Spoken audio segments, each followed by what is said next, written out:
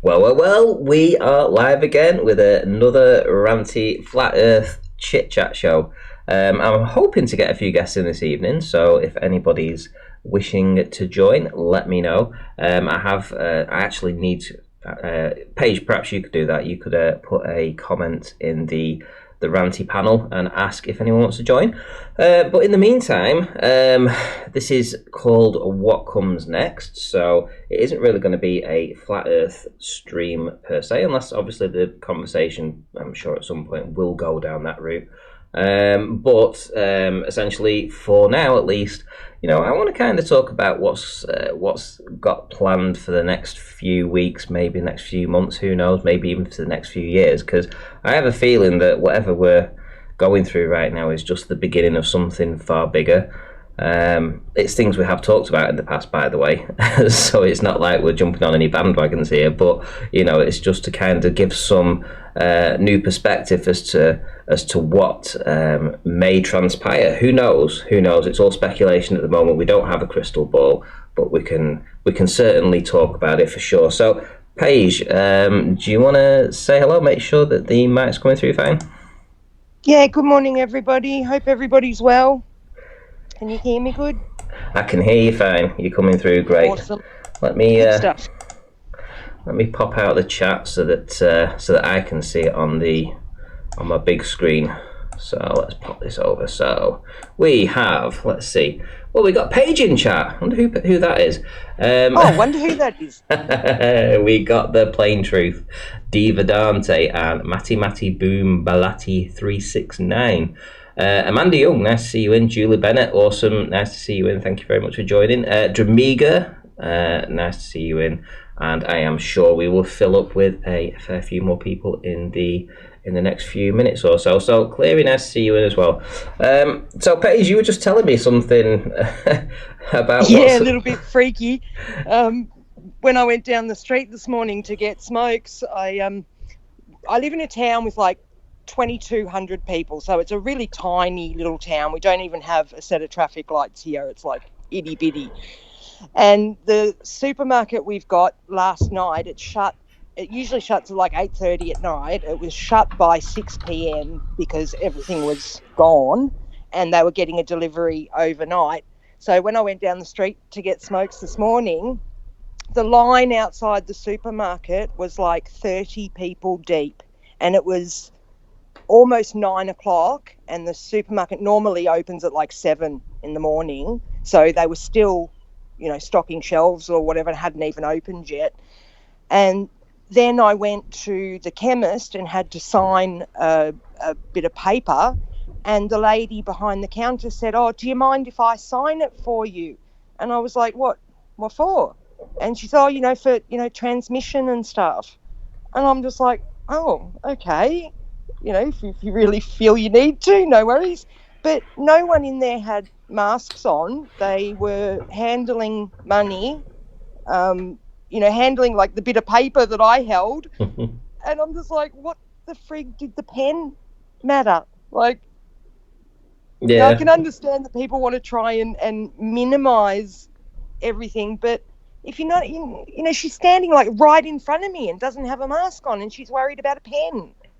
I don't get it. It's very lax. I went to do a bit of recon down at just a few hundred meters away from where I live. We have it's not another hospital, but it's a walk-in centre. So I decided to have a peep in there a few days ago, and I don't know what I expected to see. I thought I would see people in hazmat suits and sort of giving people the temperatures as they walk in, but.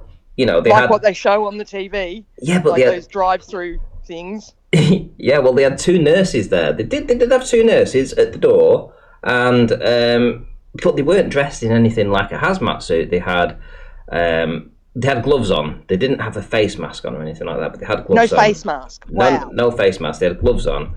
They had an apron. It looked like some kind of, just like a cooking apron, but I think normal. Yeah, like just. I can imagine the ones. Yeah. Yeah, just an apron on, and when you walked in, you were expected to have your temperature done and blah blah, and you were sort of like corralled because the doors are quite wide there, you see. So like could fit 10 people in. Well, the way they'd set it up was like you had to filter through to this narrow entranceway where they were each on each side. So it was very odd. I expected more. It's odd. I expected more from what I saw. I definitely did. I have to say that.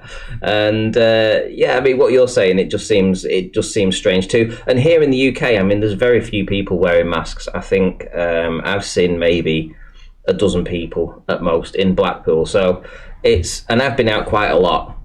So yeah. Well, there's nobody here wearing masks. Nobody. Yeah. Not a single person. I haven't seen a single person wearing a mask. Did you see the lady who went on the rant about the woman in the supermarket who went off at the checkout guy? Did you see that little? I haven't seen that. Rant? No, I haven't seen that. Oh my God, this poor lady. She was behind, but waiting to go through the checkout. The lady in front of her was having her things put through. The young fella that was checking her out was, doing what he was doing. And in the middle of checking out her stuff, he touched his face. The lady, she said, went off her nut, started screaming at the top of her voice that, he had to go and wash his hands and, she's freaking out. So he put some, a little drop of Purell on his hands and, did a quick little wash, and she was perfectly happy, thought he'd saved the world doing that. And then she proceeded to get her credit card out and touch all the buttons on the credit card thing that everybody else has touched. Like, what the fuck? To be fair... She's picking up groceries that everybody else has touched. She's touching... And she's worried about him. Like, what? Insane. So people are going insane. To be fair, it's literally the same all over. I mean, whenever you go to use a cash machine, you see these buttons, and obviously you just know that they're there. If there is any infection on that, you're going to get it on your finger. Yeah, it's going to definitely be there. And it doesn't stop people putting your hands on it. So, I guess I don't know. I think maybe because so there's two ways of looking at this, right? So you've got the people that will deny that there's a virus, and you've got the people that will say there is a virus. So it's very, very split on this subject. And for me, personally, I think I'm one of the very few flat earthers that actually believe there is a real virus out there. And if you look at the other channels that are out there, a lot of them have, I don't know, sort of like gone back to old theories, including 5G, etc., and all this kind of stuff. Not just 5G, but other stuff as well. Other stuff as well, yeah. And they're trying to get a square peg and put it in a peg into a round hole. A round hole to make it fit. Yeah. Rather than just saying, okay, this particular time, this one time that that the governments are saying that this is a virus, perhaps it is just a virus this one time, this one particular time. We know they've lied about everything else, but it's quite possible that this could be something. Yeah. And we were talking about this 12 hours ago about the Four Horsemen of the Apocalypse. Yeah. Yes. Okay. Yes, so and I'm thinking that they're using this as an excuse to, put 5G in schools while there's nobody there. This isn't the reason for it. Mm-hmm. It's just they will use the situation. They'll use it to their advantage in every way possible. So they've gone, oh shit, they're all not in their workplaces, they're not in the schools, they're not in, wherever. We can go and run in and get all this 5G in while there's nobody around, so that, nobody will protest it. It'll all be done by the time, they come back.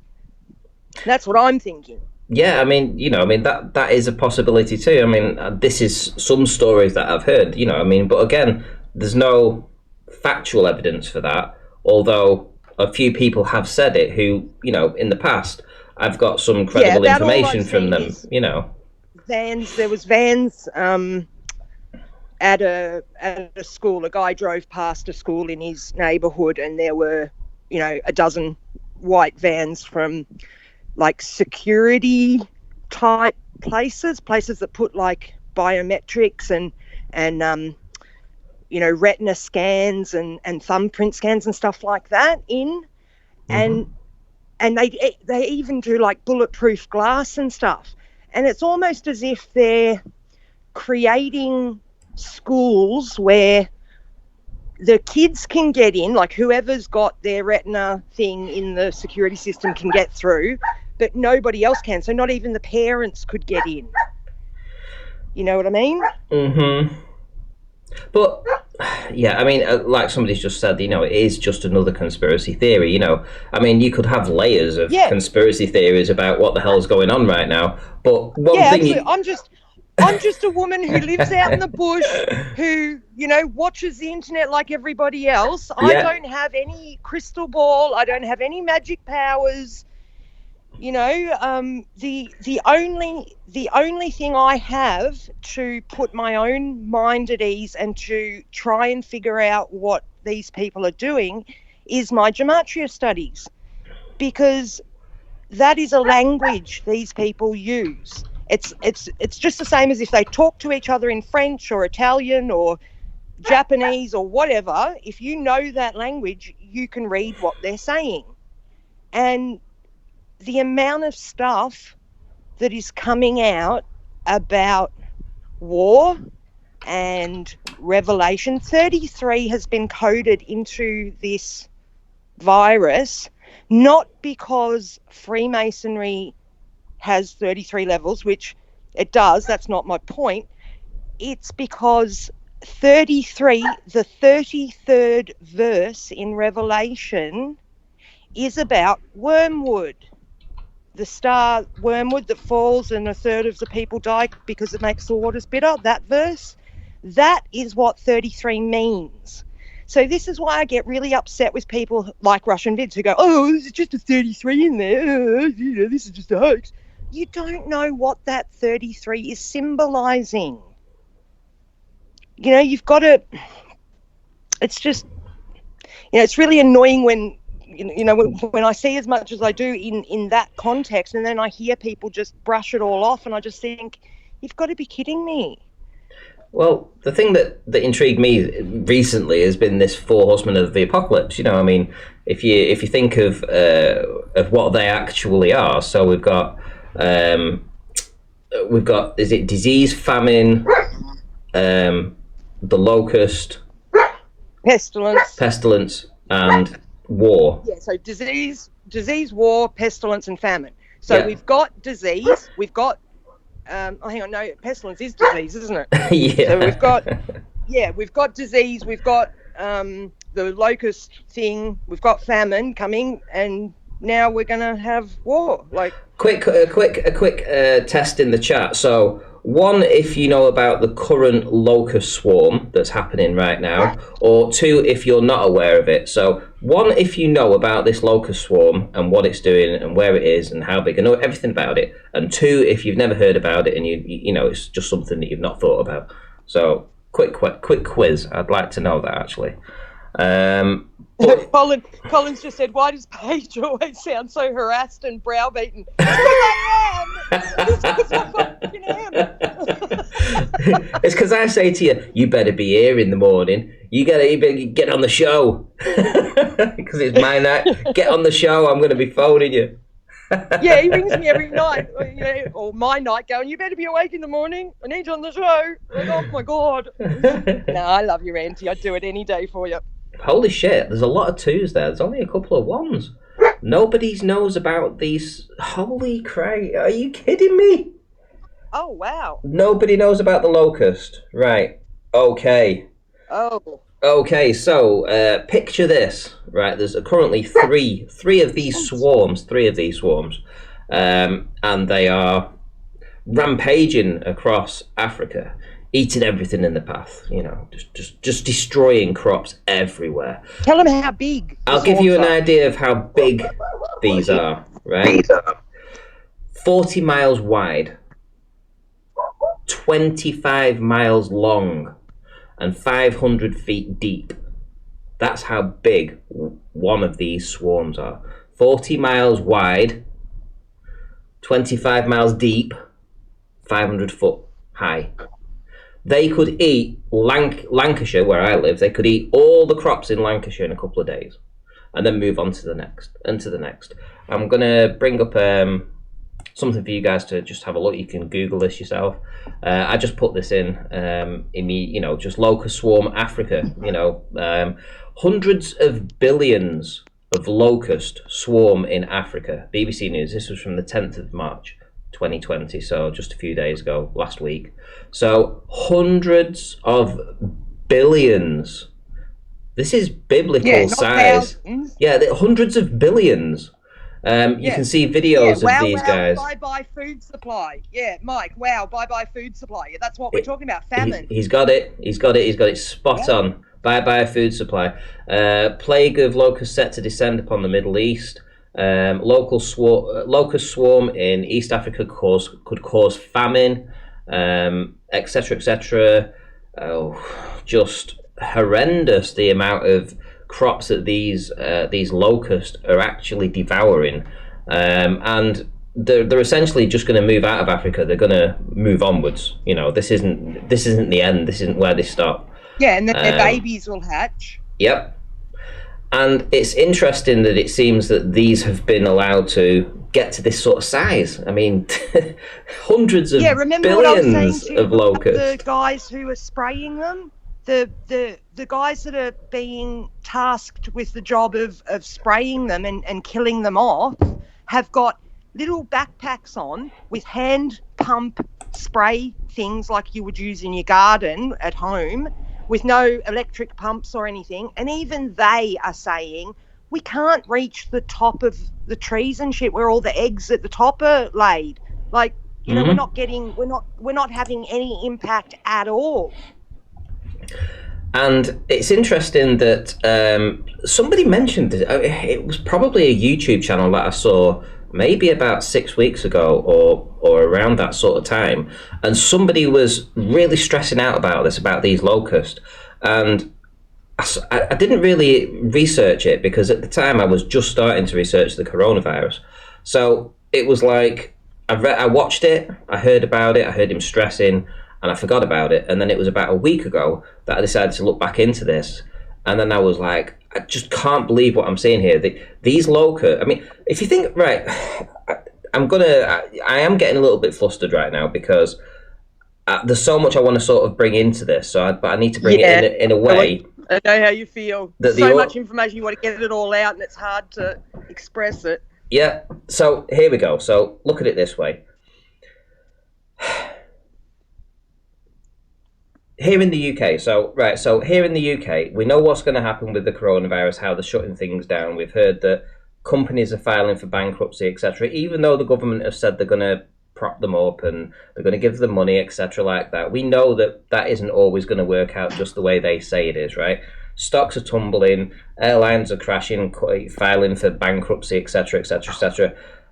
So we know that there's something going on in that particular market. Now, if you own a business, let's suppose you make cornflakes or some kind of bran flakes or anything sort of like cereal, production or whatever. You're a big company that make that. And I'm just using this for an example. What are you going to do when you try to source your corn or anything like that, or your crops or anything like that? Because you've seen what's happened with these locusts. They're eating their way through Africa. So let's suppose your supply line had originally been through Africa. So now you haven't got that. So let's suppose the coronavirus finishes and you start your business back up again and you're trying to source out new, you go back to the way things were. So you want to try and get your crops in. Well, you can't get them because the locusts have eaten them all. Okay, so now you need to try and find some crops somewhere else, which puts you in sort of competition with other people because they're going to want to actually buy their stuff too. So let's suppose you get a contract, you get the corn. How are you going to get the corn back? What happens to the shipping industry in the meantime? Let's suppose that goes under. Do you have to get a new kind of transport over the oceans? What happens when it lands back in the UK? How are you going to transport it if the haulage industry's gone down? If the haulage industry don't have the manpower to actually transport your goods. a lot of people are sick. Sick, or even just told to stay home. Or you've got rid of them. Let's just forget the coronavirus is finished. Let's just say that everything's just immediately goes back to normal. Well, in the meantime, you've got haulage companies that are out of business. You've got people that have been put on the dole. To get the things back up and running again from where you had it, let's say 5 months ago, 6 months ago, where your business was running just fine, it was sweet, you had everything in place, you had all your little jigsaw. Your jigsaw was just fine, and dandy.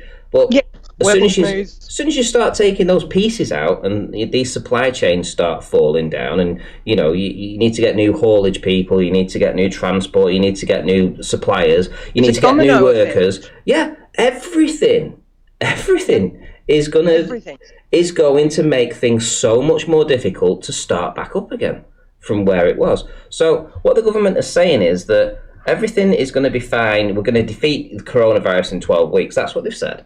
Right, okay, that's fine. If that's what they're going to do and everything's going to go back, no coronavirus in 12 weeks, okay, we can all go back to work. 3 months? God. But can we go back to work in 3 months? Can we? Can we do that? Forget but just... even if you do, how long is it going to take for the wheels to get back to the speed they were at before? Yeah. When you start pedaling again, your wheels are going from still.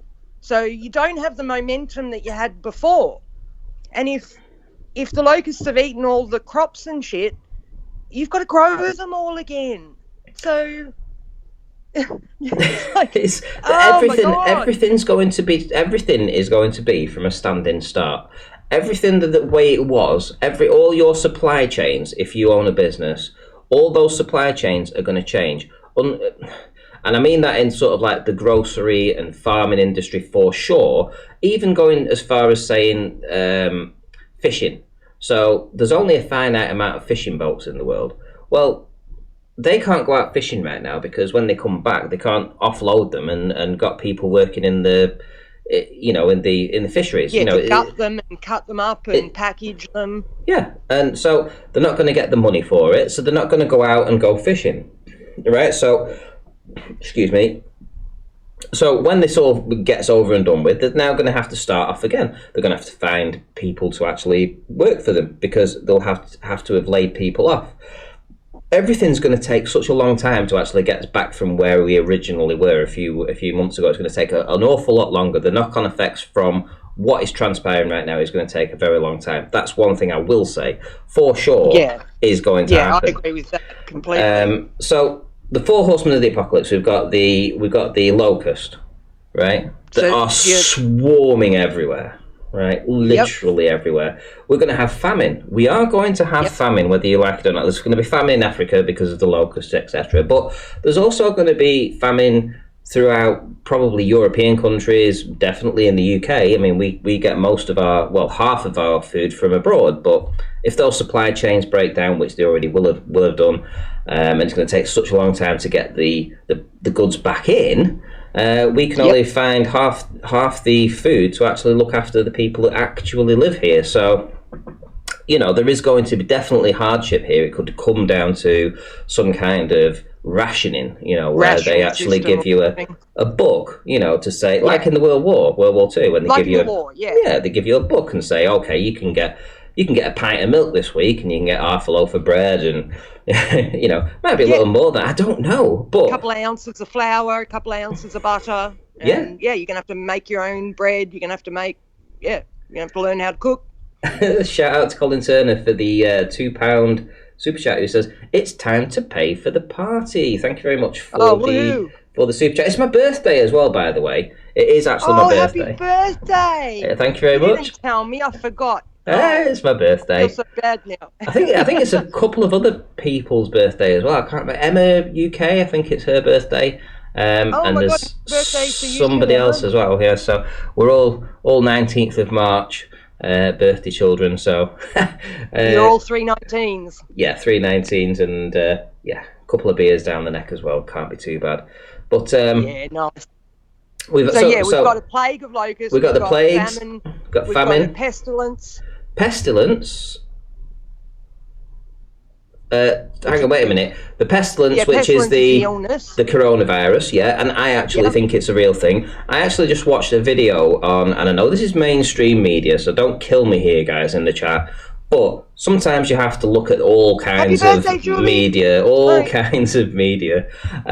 So looking at the mainstream media, and I actually saw that Sky News had been allowed to go into one of the affected hospitals inside of Italy. Oh, wow. And so they were filming in there, and they were showing the people that were there. Basically, they've had like 3,000 deaths, and they've had like 3,000 deaths, and I think 3,500 recovered.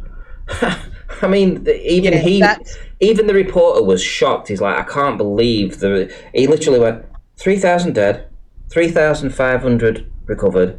It's 50. It's like 50-50. You know, like 50-50. You know, freaking scary. Yeah. Colin Turner, thank you for the super chat. Happy birthday, Ranty. Love you loads. Thank you very much. I love you guys as well.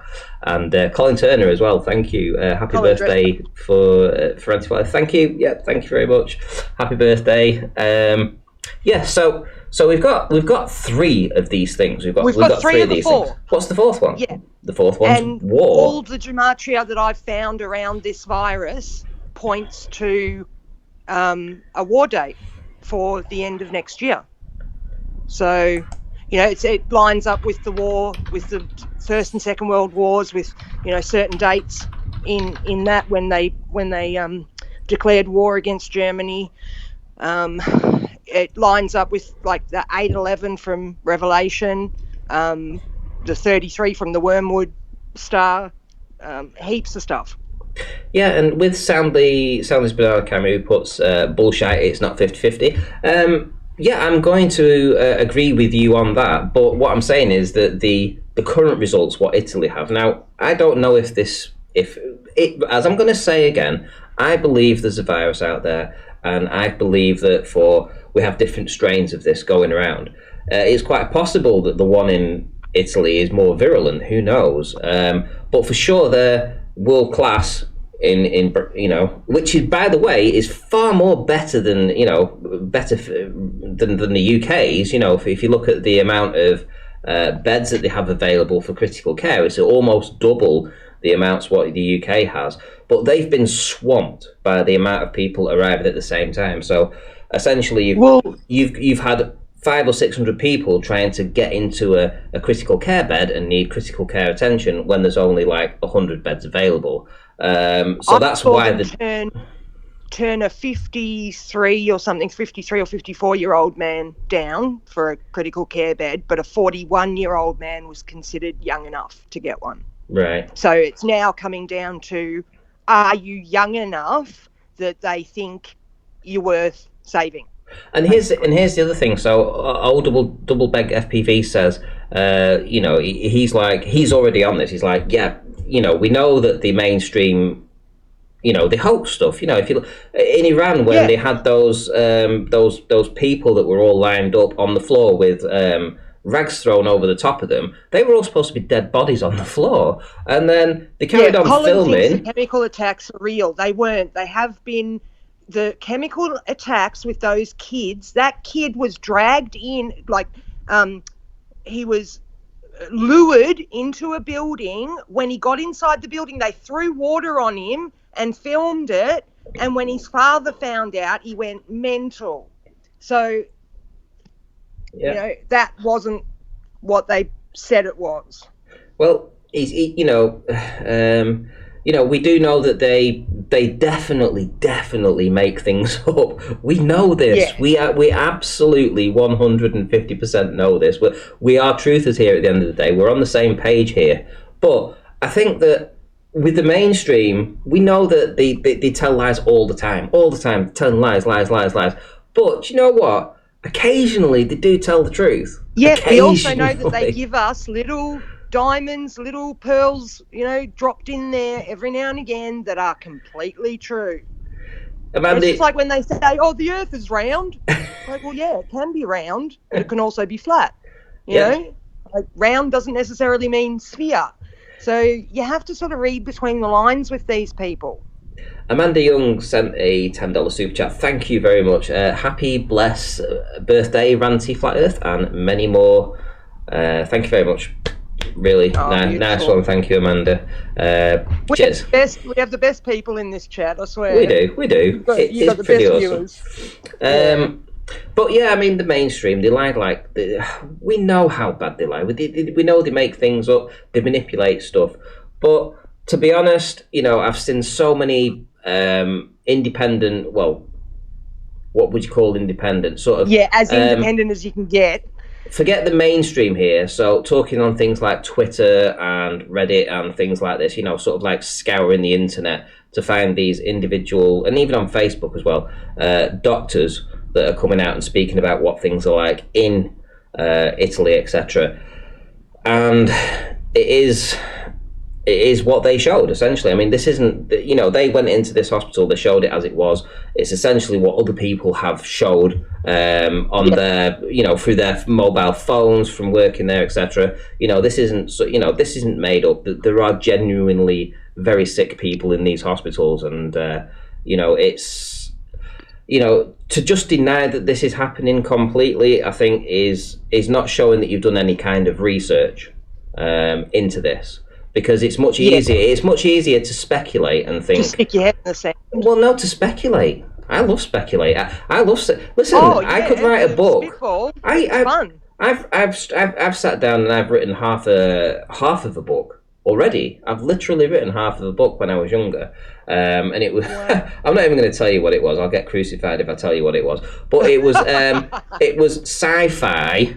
That's all I'm going to say. Right. This was before I actually woke up, so it was sci-fi. So I have a very vivid imagination. So yeah, I mean, we know that this is what's going. We know this. This is this. We've got to be able to. Well.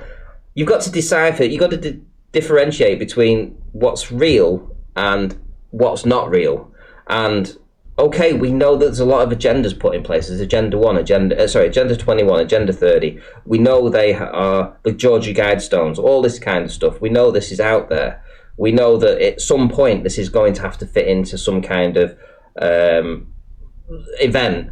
Right, and this to me is the start of that. This is the start. Yeah, to me, that's like I understand. Like 80,000 people or something die from the flu.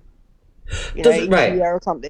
I'm going to do it. No, hold on, Paige, hold on. I'm going to ask a question in the chat. One, if you know anybody that has died of flu, and two, if you know. Yeah, and two, if you know of anybody that has never died of flu. So, actually, you could just keep it to one. So, anybody that knows anybody that has died of flu, press 1. That's it. You don't have to press 2. Just press 1 if you know anybody. Flu, just flu. And have it written down on their Well, they're not death even saying report these people that they don't died of actually flu. die from the flu. It's complications from getting the flu. Exactly. So they have respiratory distress, or they have a heart attack, or whatever. They've usually already got something else wrong with them. But my point with this whole thing is, even if it's just like a normal flu, like it's no more deadly than a normal flu, but it's a bit more contagious than a normal flu, the thing that I'm thinking is they're using that to put in all these steps, like controlling us, containing us in our homes, wearing us down, rationing the food. Because if they are considering going to war, which the Clash of the Titans, all the stuff that points to this is phenomenal. So what better way than to wear out the population first, make them demoralized, make them hungry, have them all locked in the houses where they can't talk to each other, all that kind of shit. Do that for 12 months or 18 months to the point where they're all just, oh my God, I will do anything for this to stop. You know what I mean? Yep, exactly. And what we're looking at here, so Ute says flu finishes people off when they are already frail, so it seems. Edward Vincent and Ian Adams pressed 1, so they know people personally that have died of flu. Okay, so that's fair enough. To me personally, I've never heard of that. But if you guys have, that's great. We also have O double beg FPB saying now search for the files on the death certificates, Ranty. Fair enough. Okay. I'll perhaps look into that.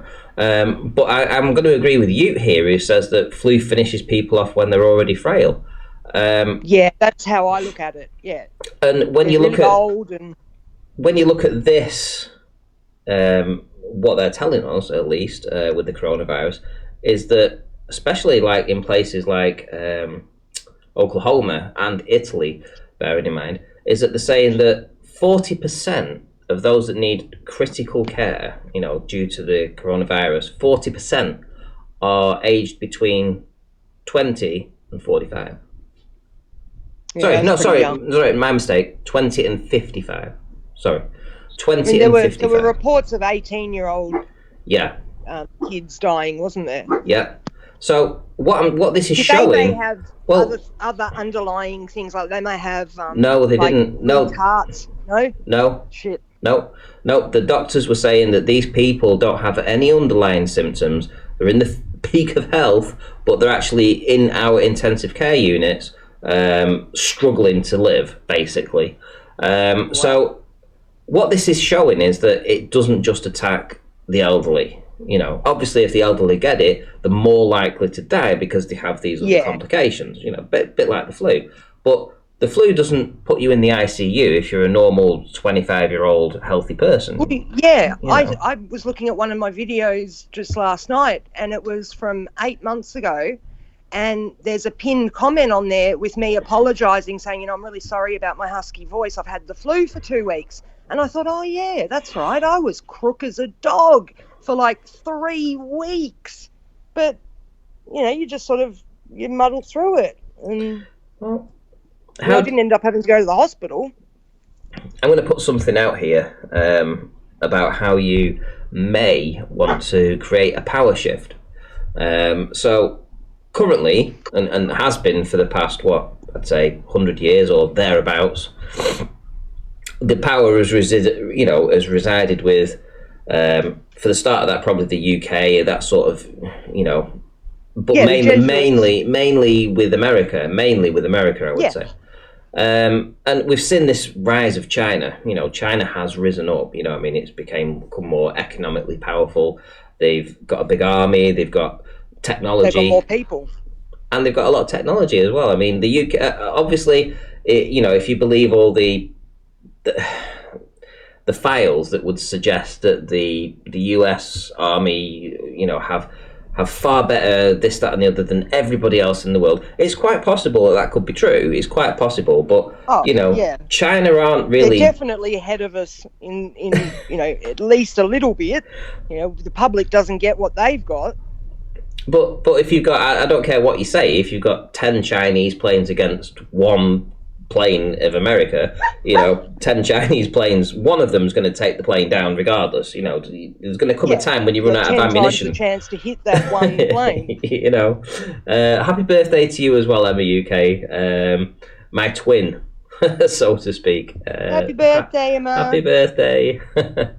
So we've had this power struggle brewing. It's been getting there. It's been, the US is, they're the most powerful nation. We've had China coming up on the inside, a bit like a horse race. It's coming up on the inside. It's getting its finances together. I think within the next year or so, it was forecast to be the dominant, powerful force in economics, at least, in the next year. But think about this. If you are a psychopathic leader of a communist regime who imprisons people on faith, which they do, the Chinese. Yep. They're imprisoning Muslims over there and putting them in concentration camps, for crying out loud. And they're selling their organs. They're organ harvesting over there and all this kind of stuff. So. Harvesting them and stuff. Nothing's past these people, nothing's past that regime, at least. Now, if you had a dire way to take over the world, how would you do that? Well, now I've been thinking about this. Who benefits from this? And in my opinion, the Chinese have benefited from this outbreak. Now, if you believe the mainstream, and I'm going to go along, I'm going to say this, I believe the mainstream. In regards to, I believe the mainstream that are saying there's a virus. However, I was reporting it before the mainstream were reporting it, and I also said it was a bioweapon taken from the level 4 Wuhan facility, which was just 200 yards away from where the actual virus apparently came out from, from the market. So all this nonsense that the mainstream are saying about it just being some kind of virus hopping thing from a pig or a cow or a bat or whatever the hell it is into humans is just utter nonsense. We know it came from that level 4 Wuhan facility. We know it's a biological weapon.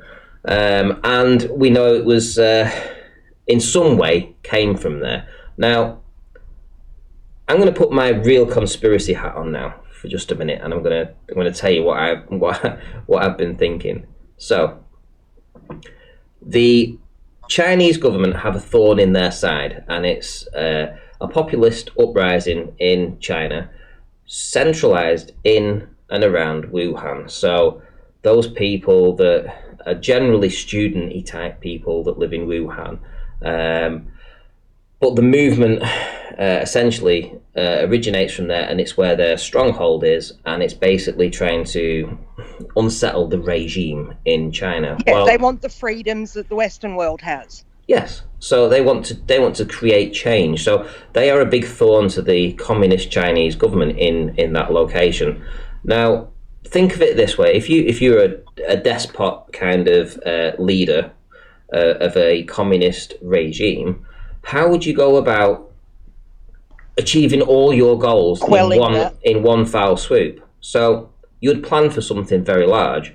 So you would plan to, let's forget the planning. Let's just look at what happened in Wuhan. If there was a virus that was released, and it is this biological weapon that can, has an RO rate of at least 5 or 6, and is SARS related. It can actually be passed, via the air, etc. So it's really virulent and really deadly. Release it on those people in Wuhan. Yeah, stopped all the protests. There you go. Release it in Wuhan. So you tell everybody in Wuhan. Well, you let it spread for a month or so. Yeah, you don't say anything for a while. Kill a few thousand people. But you also tell the world that there's only a few deaths, not much to talk about. Where in Wuhan, it's actually causing havoc. So the people in Wuhan are pretty scared anyway. So as soon as you say to them, you're going into lockdown, they obey and they go into lockdown.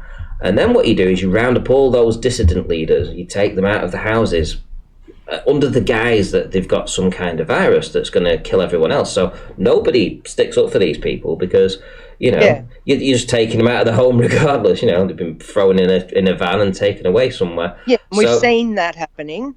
So you get video of that happening. Yep. So you get to clean up the streets of all the dissidents, right? So you get rid of all that kind of nonsense, that thorn in the side that's the Chinese in the Chinese Communist government's side. You get rid of them, and then what you do is you let it spread again for another week or so, and then you go into absolute full-on disinfectant mode.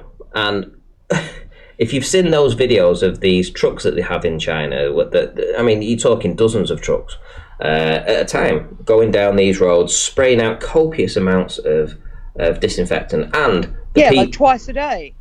And people in full hazmat suits, dressed like fucking what's it called?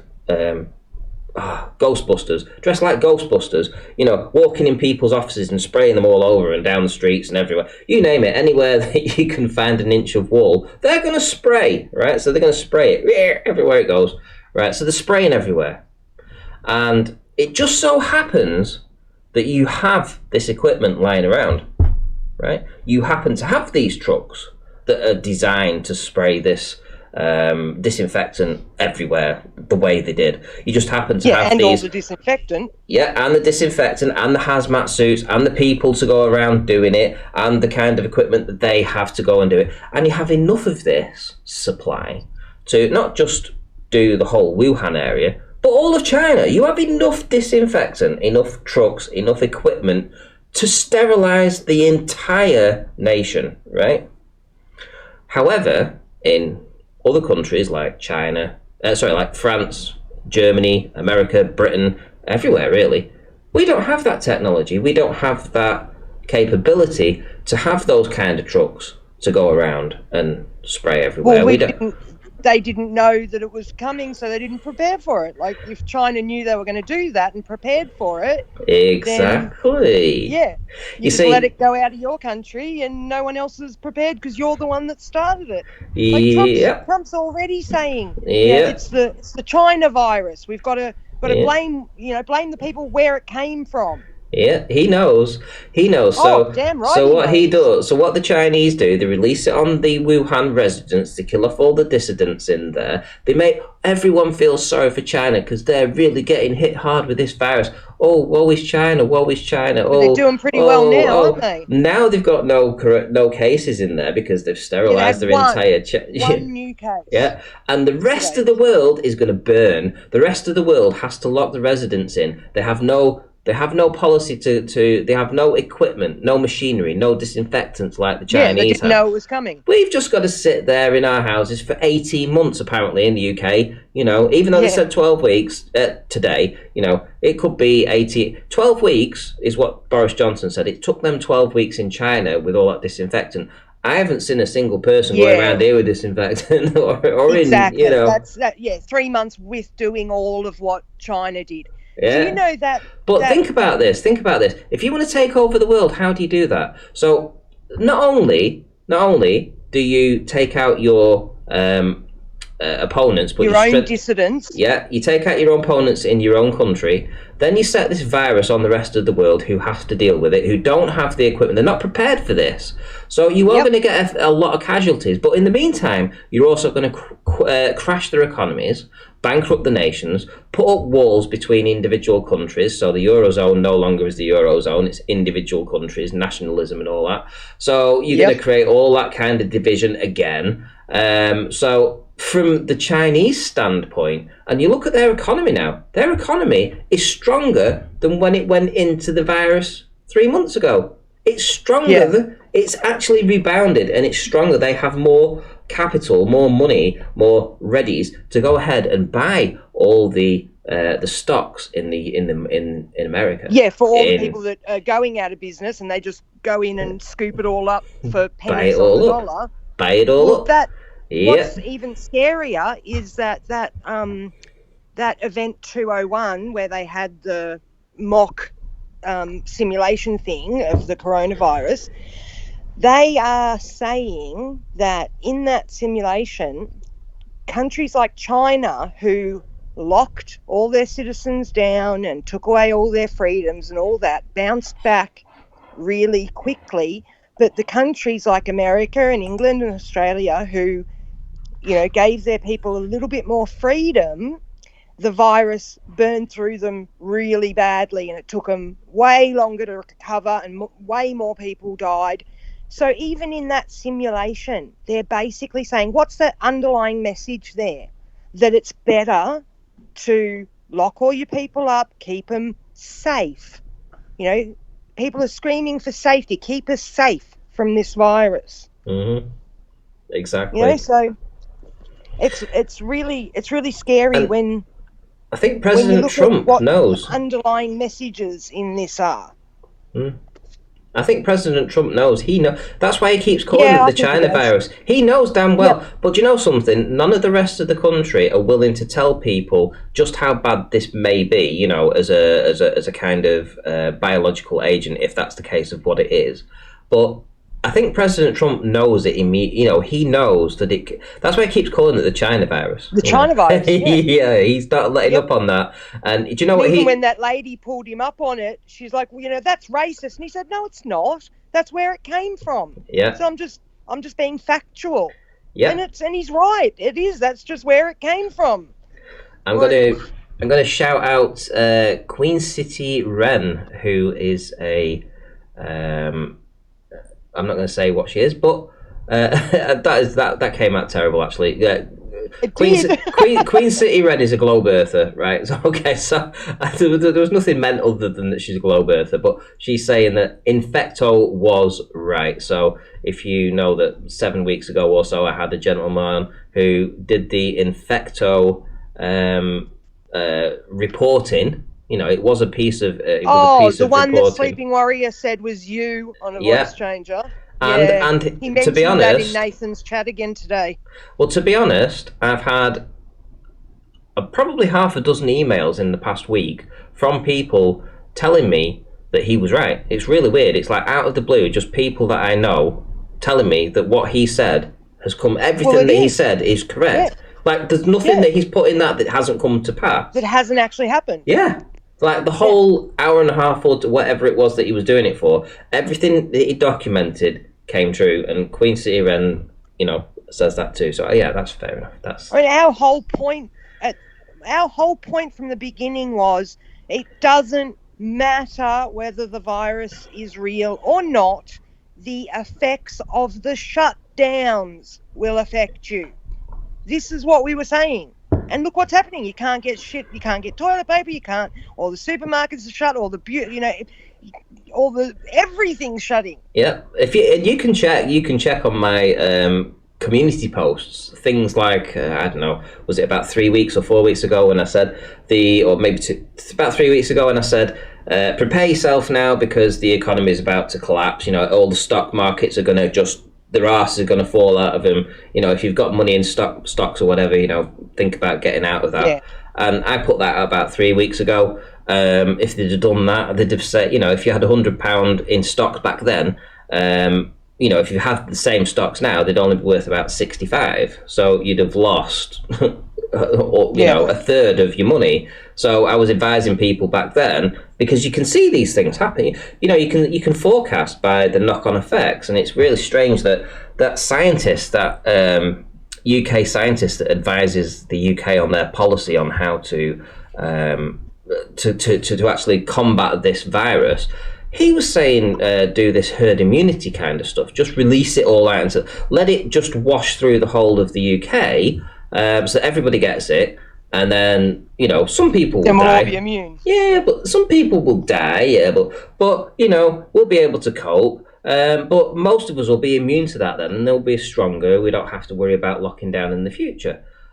And of course, I put a video out about it saying this is bullshit, and I ran the math, and it was like at least 2 million. It was probably close. It was if you'd have run it properly, if I'd really gone into the fucking real bad shit that could have happened, you know, it would have been a lot worse. But I was kind of reining it in a little bit when I said, you know, perhaps 2 million could die if you go ahead with this herd immunity kind of approach. And of course, the following day, Imperial College London released a report essentially saying the exact same thing. And given the same, saying, the same reasons that we don't have the critical beds to cope with the amount of the influx that they were talking about. So literally what I'd said was backed up by Imperial College in London, and then the UK government took the advice from the Imperial College in London and backtracked and said, you know what, now we're going to implement this social distancing kind of thing. Right? But that didn't still stop the fact that the day before, I'd released a video explicitly detailing how insane this move was. How wrong it was to do something like that. Yeah. I mean, anybody. Remember the people in the chat saying, you know, there won't be that many people. It's like, but they don't have anywhere near that amount of beds for, you know, even a fraction of that amount of people. Exactly. I mean, anybody who run the math could have figured that out. It didn't take a painter and decorator from Blackpool didn't need to be able to work that out. You know, when the chief scientist of the UK, the chief medical scientist advising the Prime Minister of the UK was getting it balls to the walls wrong, it didn't take a Blackpool painter and decorator to be the only person to figure out that this was total insanity. Total insanity. That's critical thinking for you, Randy. They don't have it. They don't have any critical thinking abilities. Oh, dear. Colin Turner says, Ranty is the new oracle of Delphi. No, I'm not. Listen, Colin, all I'm doing here, mate, is just going out and researching this stuff. You know, I'm not just, you know, looking for a number of 33 and thinking, oh, it's got 33 in it. Indonesia or something said 33 people died from the coronavirus.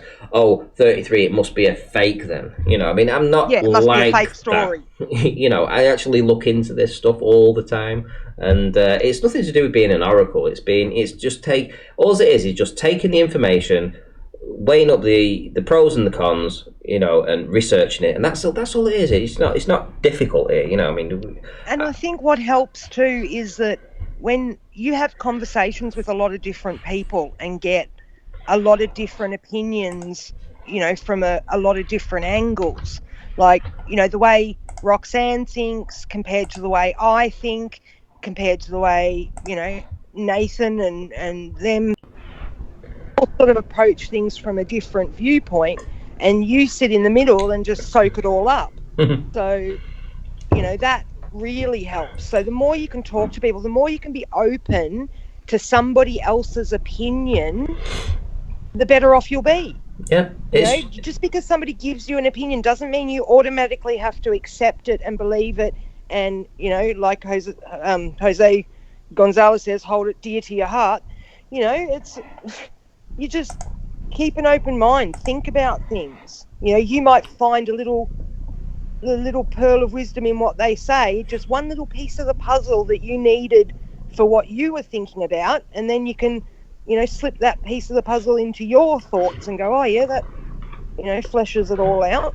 Well, I think the main thing we've got to not look forward to, but we've got to prepare ourselves for is the fact that it's quite possible we could be just the start. This could be the start of the reset, and this could be the start of the four horsemen of the apocalypse that we were talking about before. We've got the famine, the plague, the pestilence. We've got we're just waiting for war. Yeah, we're just waiting for war. You know, essentially that's what it is. We're just waiting for war. And I think President Trump has, you know, he's called it. He's called it, in my opinion, he's called it correct. He's realised, if you were a psychopathic Chinese leader that decided to just to try and manipulate things to your advantage, then the way things have transpired and how it's going to work out, how this would play out, if nobody suspected you, would put you on the top of the tree. But I think people are too clever now. You know, all this, you know, kind of back and forth. People just know. If you look into it, people are quite prepared to think that, you know, that is something that the Chinese government could put into place, and is, you know, and it would achieve all their goals of dominance. I mean, look where they are now. Like I say, they've got no. Nobody's in lockdown. Everybody's back to work. Yeah, the economy's rebounded. The economy's rebounded. They've got more money than they had before it all started. The rest of the world's tanking. And they can buy all the stocks. Yeah. They're in love with the government even more now because you know they're literally cheering them in the streets, like, "Oh, you saved us! You saved us!" Well, that might be these draconian measures. It's like they're going to point to the rest of the world now and go, see, because we treat our people like shit. They're not going to say it that way, but basically, because we treat our people like shit and lock them down and don't let them do anything and blah, blah, blah, you know, we've come out of this on top. You people don't know how to run your countries. You know, you shouldn't be in charge. You know, we should be in charge. Look at how well we did.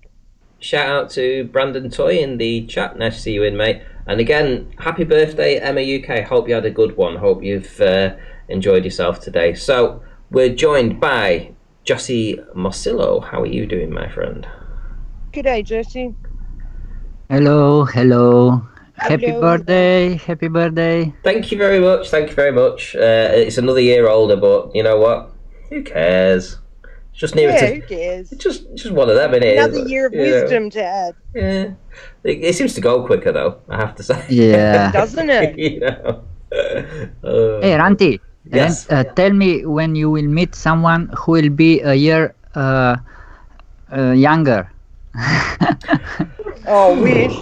Yeah, I wish. I've been 21 for like 25 years. Yeah, my mum was 21 and a little blue one for 15 years, at least that I know of. Yeah, my mum was too. I kept saying, how old are you, Mum? I'm 21 and a little 21. blue one. No, and a little blue one. What's I had a the? little blue one. I never understood what the little blue one was. But What is the little blue one? is it a little blue pill? Or was it a little blue light? It must be a female thing to just want to stay the same age. My sister stayed like 30 for 10 years. So how are you doing, Josie? How's things over there with you? Well, we just received at midnight.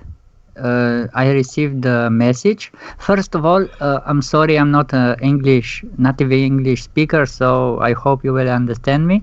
Oh yeah. Oh, one second. You're fine, Hold on. One sec. Hold on. Yes, I remembered the third birthday, the triangle. I've just been reminded by Julie Bennett. So Julie Bennett, it is Julie Bennett's birthday as well. 19th of March. We've got three. We've got Emma UK. We have Julie Bennett, and we have myself. All 19th of March. We're all Pisces. And happy birthday to you, Julie. So. And you're also a Patreon. She's also a Patreon of mine, so what can I say? Julie is absolutely ace. So happy birthday to you too, Julie. Happy birthday! You are ace. So how's things with you, Josie? You were just saying that. I'm sorry I interrupted you then, but no problem, mate. We just received the message from the government that we temporarily suspend all the group meetings. Oh, whereabouts is it? Whereabouts are you? I'm from Slovenia, near the border of Italy. Oh, right. Okay. So, can I ask you? Do you know anybody that's been hospitalized through this? No. Are you aware of anybody that's got it? No. How many in your country is supposed to have it? 100 and something. Right. So it's apparently only just got into your country then. Okay. Yeah, but it's really funny things because I will become allergic to coronavirus because I hear so much of it. So I think I will become allergic to it. So from what I heard, this is the 8th strand of this coronavirus. Yeah. And as usual, all the viruses come out December, January, or February. All these pandemics, SARS, and so they can coincide with the natural cycle of the flu. And I will post the picture here in the Skype, and we also have fake news about deaths in Italy. They posted actually the picture from 2013, I believe. Have you posted it in this chat? In the group, yes. Now, okay. Just now. Right. Okay. So I'm gonna put that on screen for everyone to see. So, so everybody's looking at this now. So what are we looking at? So at the left side, it is the yesterday's news from Slovenian newspaper, and on the right half, the black one is from 2013 from Italian news. Oh, right. Okay. Yeah. So this is a bit suspicious, I would say. Yeah, I mean, it looks. I mean, I'm looking at sort of like the peripheries, and on the left-hand side, you can see in the far corner you got people, and I don't know what's on the bottom there, but looks something yellowy, and that yellowy thing appears to be in a similar position in that location too. So the people, I think this is just. It's definitely from the same. Funeral or whatever it was, or mass funeral or whatever. Mass funeral, yes. Or something like that. It's definitely from the same. It's just that the people have moved into a slightly different location. But that there is absolutely the same as that there. So yeah, I mean, so what's the conclusion with this? I mean, so this left-hand one was saying that this has happened in that this 2013. Okay, so on the left-hand side, I just want to sort of like say to you that the image that you have on the left-hand side presented as being, okay, this is what's happening in Italy right now, where 475 people have died. I think this is just a stock photograph, and that's because it's well reported that the Italian troops have moved in to move all the bodies from the hospitals that have died inside of Italy. So there's no way that all these coffins would line up and have them lined up for a photo shoot like that, because you know the people that died in those Italian hospitals are being moved by the military. You know, the Exactly. coffins are being They even said that they were doing cremations behind closed doors. yeah. Exactly. Like, So And it just so happens I speak fluently Italian, so it just so happens I was looking at the live this escort when they are transporting these victims bodies, and to be honest, it seems to me it was all fake, because it was no emotions, even soldiers walking, some with masks, some without masks, easy, not really, not nothing, just normal paper masks, and okay. I so didn't get any dramatic impressions. So what do you think's happening? I mean, I think the audience is well aware of what I think's happening. So, you know, I mean, it's no secret what I've put out basically over the past 2 months. But what is it? You know, let's hear what you'd like to think about what's going on. Okay, thank you. Well, I'm not an oracle like you are. Oh, come on, I'm not an oracle. Why would you say that? Pete Shea said that. Man. Pete Shea said that. We must have a bit of fun. It's your birthday after all. Pete Shea put a comment on my community post saying, well, you do seem to have an uncanny, an uncanny knack of getting everything right, or something like that. So you must be in the know. You must have really powerful people that are telling you. Like, come on, mate. Well, so you missed that you were right. Yeah, of course. Well, it's hard for people to say that I wasn't correct in forecasting what was going to happen, but that was just basic. You know, anybody could have come up to the same conclusions if they'd have done the same research that I'd done. It's nothing to do with being any kind of prophet or oracle, and I hate that word. It's ridiculous. It's nothing to do with that. It's just about doing your research and just doing your homework. And you could see this happening. It was to me, it just looked like it was just a path laid out. There was no way around it. Yeah, you couldn't escape it. It was going to happen, and you know, just saying it as you're seeing it doesn't make you some kind of prophet. Just saying they're going to shut it's everything ridiculous. down. God, You've got to realise that if they say we're shutting everything down, then yeah, that's going to affect you. yeah. I just don't get how people didn't see that this was going to have an effect. It's like, are you blind, deaf, dumb, and stupid, or what? Well, as I say, I mean, you guys will have heard what I've said about what I think is going to happen in the future. You know, I mean, how difficult it is going to be to restart things, you know, because of the supply lines that are going to be broken throughout every kind of industry.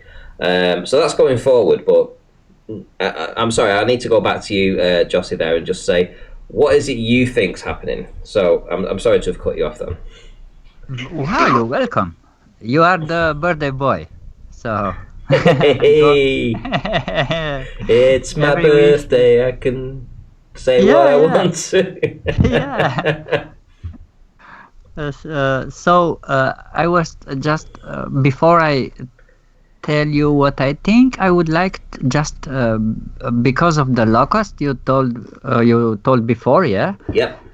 Do you know why they are so swarming and eating everything, and they're in that frenzy. Do you know why they are doing like that? No, you go ahead. You tell us. Because they are actually cannibals. So they are.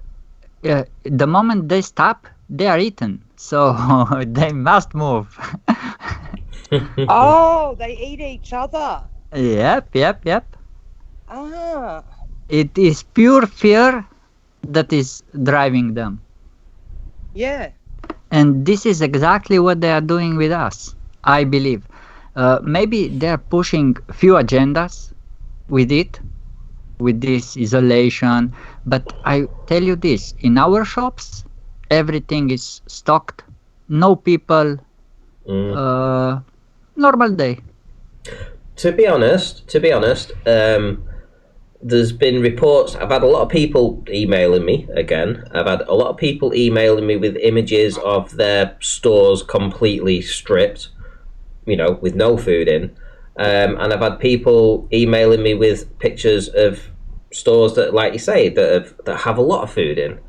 So, well, it was fine here until 2 days ago, and then just literally overnight, yep, it went to chaos. The supermarket was empty, and people are panicking overnight. And here in Blackpool, we have, let's say, there's 1, 2, 3, 4, 5, probably about 8 or so rather large supermarkets in the local vicinity. Some smaller offshoots of those same brand supermarkets too. And then you've obviously got your corner shops. Well, since last Friday, because I was still going out there getting 2 or 3 tins of soup or a couple of tins of tuna every day. I was going into those shops and just buying them, like £5 here, £5 there to buy, just to keep things topping up. I noticed a big change last Saturday. So what are we on now? We're on Thursday, aren't we? So last Saturday, it was like Christmas Day inside the supermarkets. Everywhere was just ram-packed with people with full trolleys. The same on the Sunday, the same on the Monday, and it's been the same ever since. I went in to do a bit of a shop today, and there was no food at all in one of the shops, which was a home bargains next to Asda. So there was no food in there at all, nothing. Not a single thing. In fact, the store had put wood on the shelves, kindling, where in place of where the food was. Oh wow! Just to fill up just to make it look like they didn't have bare something shelves. There. Yeah. Even the woman was like, she was telling us, and it was like I was laughing. I was like, bloody hell, is that bad? So when you get the next delivery, she says, we don't know. Went to Asda next door again. It was pretty much the same. Had more food in, but it was, I would say, probably 70% of the food had gone, which was only 30% left. And all the staple foods that you would expect to get, the rices, the tins of soup, anything that was tinned had all gone. Everything, all the milk, all the long life milk had gone. Just everything that you would expect to last a while, had gone. Yeah. And same here. And yeah, it's been like that everywhere, all over Blackpool. I think the only places you can go and find stuff now would be the small corner shops. But even then, it's few and far between. I went to 4 shops today, 4 corner shops, before I found one that had two lots of pasta left, 2 packets of pasta. And once, that was it. That was the last bit of pasta they had in the shop. But I thought, hey ho, I'll take it. And it was dog food as well. Dog food had run out of, 3 shops. Shit. 3 shops. Yeah, they had no dog food in. Luckily, I found a B&M Bargains, of all places, that had some dog food in. And I was like, okay, so there's 24 tins of pedigree chum there. So I'll have that. And, some chews and some biscuits and stuff. So took that, thank you very much. And that's for my sister's dog. So my sister she has 2 dogs actually. She has a Chihuahua and she has a Whippet Cross. And the Whippet Cross is a greedy fat bastard. And the Chihuahua the Chihuahua. I actually found the Chihuahua. I was working whilst I was doing my degree at ASDA, and I'd got off the tram because I got the tram to work because it was from where I lived in Cleveland. Got the tram, got off, saw this thing, this matted thing on the tram tracks, being dive bombed and pecked by these seagulls. Oh. And I thought, what the hell's going on there? And I could see it was wiggly. It was sort of moving, but it wasn't moving much. I couldn't make it out. It was raining, like I said, it was raining. It was just miserable. And I was like, oh, do you know what? I'll just go and see what that is. Go and check what it is. Yeah. And it was this little Chihuahua being dive bombed by these seagulls that clearly wanted to just kill it and finish it off. So of course I picked it up, like you do. Anyway, it was half dead in my arms. Took it to my Asda where I was working, and the woman says, "You can't bring that in here. Take it back to where you found it." I said, "Fuck off." I said, "No." I said, "No, I'm not doing that." I said, "Fuck off. No. Well, you start your shift in 10 minutes." I said, "Do I?" I said, "Do you know what? I'm getting a taxi. I'm taking it to my mum's. See if I'm back in 10 minutes. You ain't got a chance, mate. No, not a chance. So, whether you like it or not, I'm taking this dog back to my mum's. You can piss right off." Yeah, I'm not going to let it die. Yeah. There's no, I don't give a shit about my job if I don't need this job. I'm only doing it part-time because I'm doing my degree. Piss off. So, took the dog back home, gave it to my dad, went back to work. Came home anyway, so took it, bathed it. It was covered in fleas, covered in mats. I mean, the amount of hair that I had to chop off of this thing. I mean, it was so scared. It was scared of its own shadow, the poor thing. And took about 2 years. And I remember taking him to the beach one time, and with him and his big brother Charlie. So took him down on the beach and saw these seagulls in the distance, and he's just ambling up towards them, like we're all walking up, and then he sprinted after them. It was so funny. The seagulls scattered. They went whoosh. They flew off and I was like, yes, go on, lad. He's got his confidence back, because he didn't have his confidence. I mean, the poor thing. For the most of the times, he's always jumped out of his skin, but now he absolutely loves it. I go whenever I see him. He bounces around the room for like 10 minutes. He's so happy to see me. So anyway, it's a long, very story. I love that dog so much. Before I forget, Ranty, the gematria for coronavirus, toilet paper, and mind control is all the same. 56. The Koch brothers, who have a monopoly on toilet paper, their gematria is 65. So, there is a reason why toilet paper was singled out to be the thing that they focused on. Mind control. Sorry, it just came to me, and I thought, oh shit, I forgot to tell you that last time I was on. No, that's fine. Forget again. No, that's fine. I'll have to see if I can get some images up of these dogs now, so you can see them. God, mine won't leave me alone. He keeps barking because he wants me to throw his stick for him. Leave me alone, Zeus. So anyway, so I went out shopping anyway. So bought a load of stuff for the dogs, dropped it off. My sister was really happy, obviously, because she'd bought some stuff in, but she didn't realise how long we were perhaps going to be, quarantined or kept in our houses or whatever. So there's enough food there to last probably, I'd say, around about 8 weeks or so.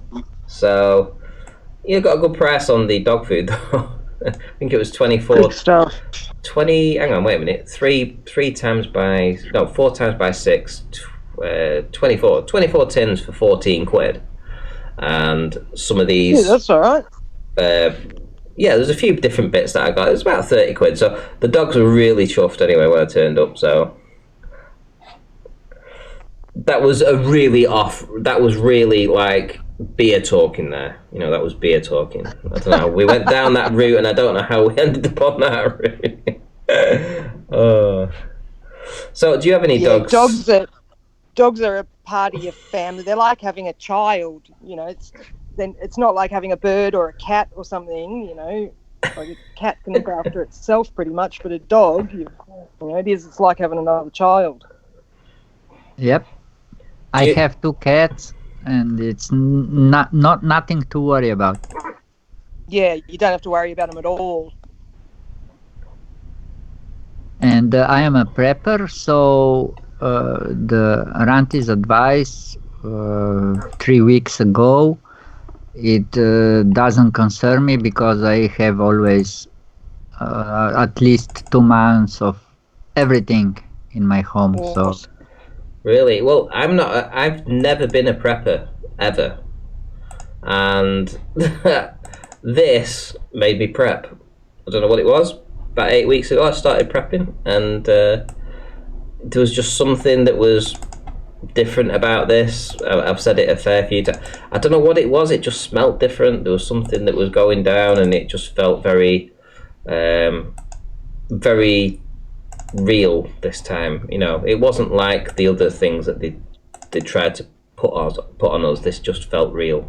So, hey, I wanted to tell you, why I love you, because you are how to say, you're not afraid to be wrong.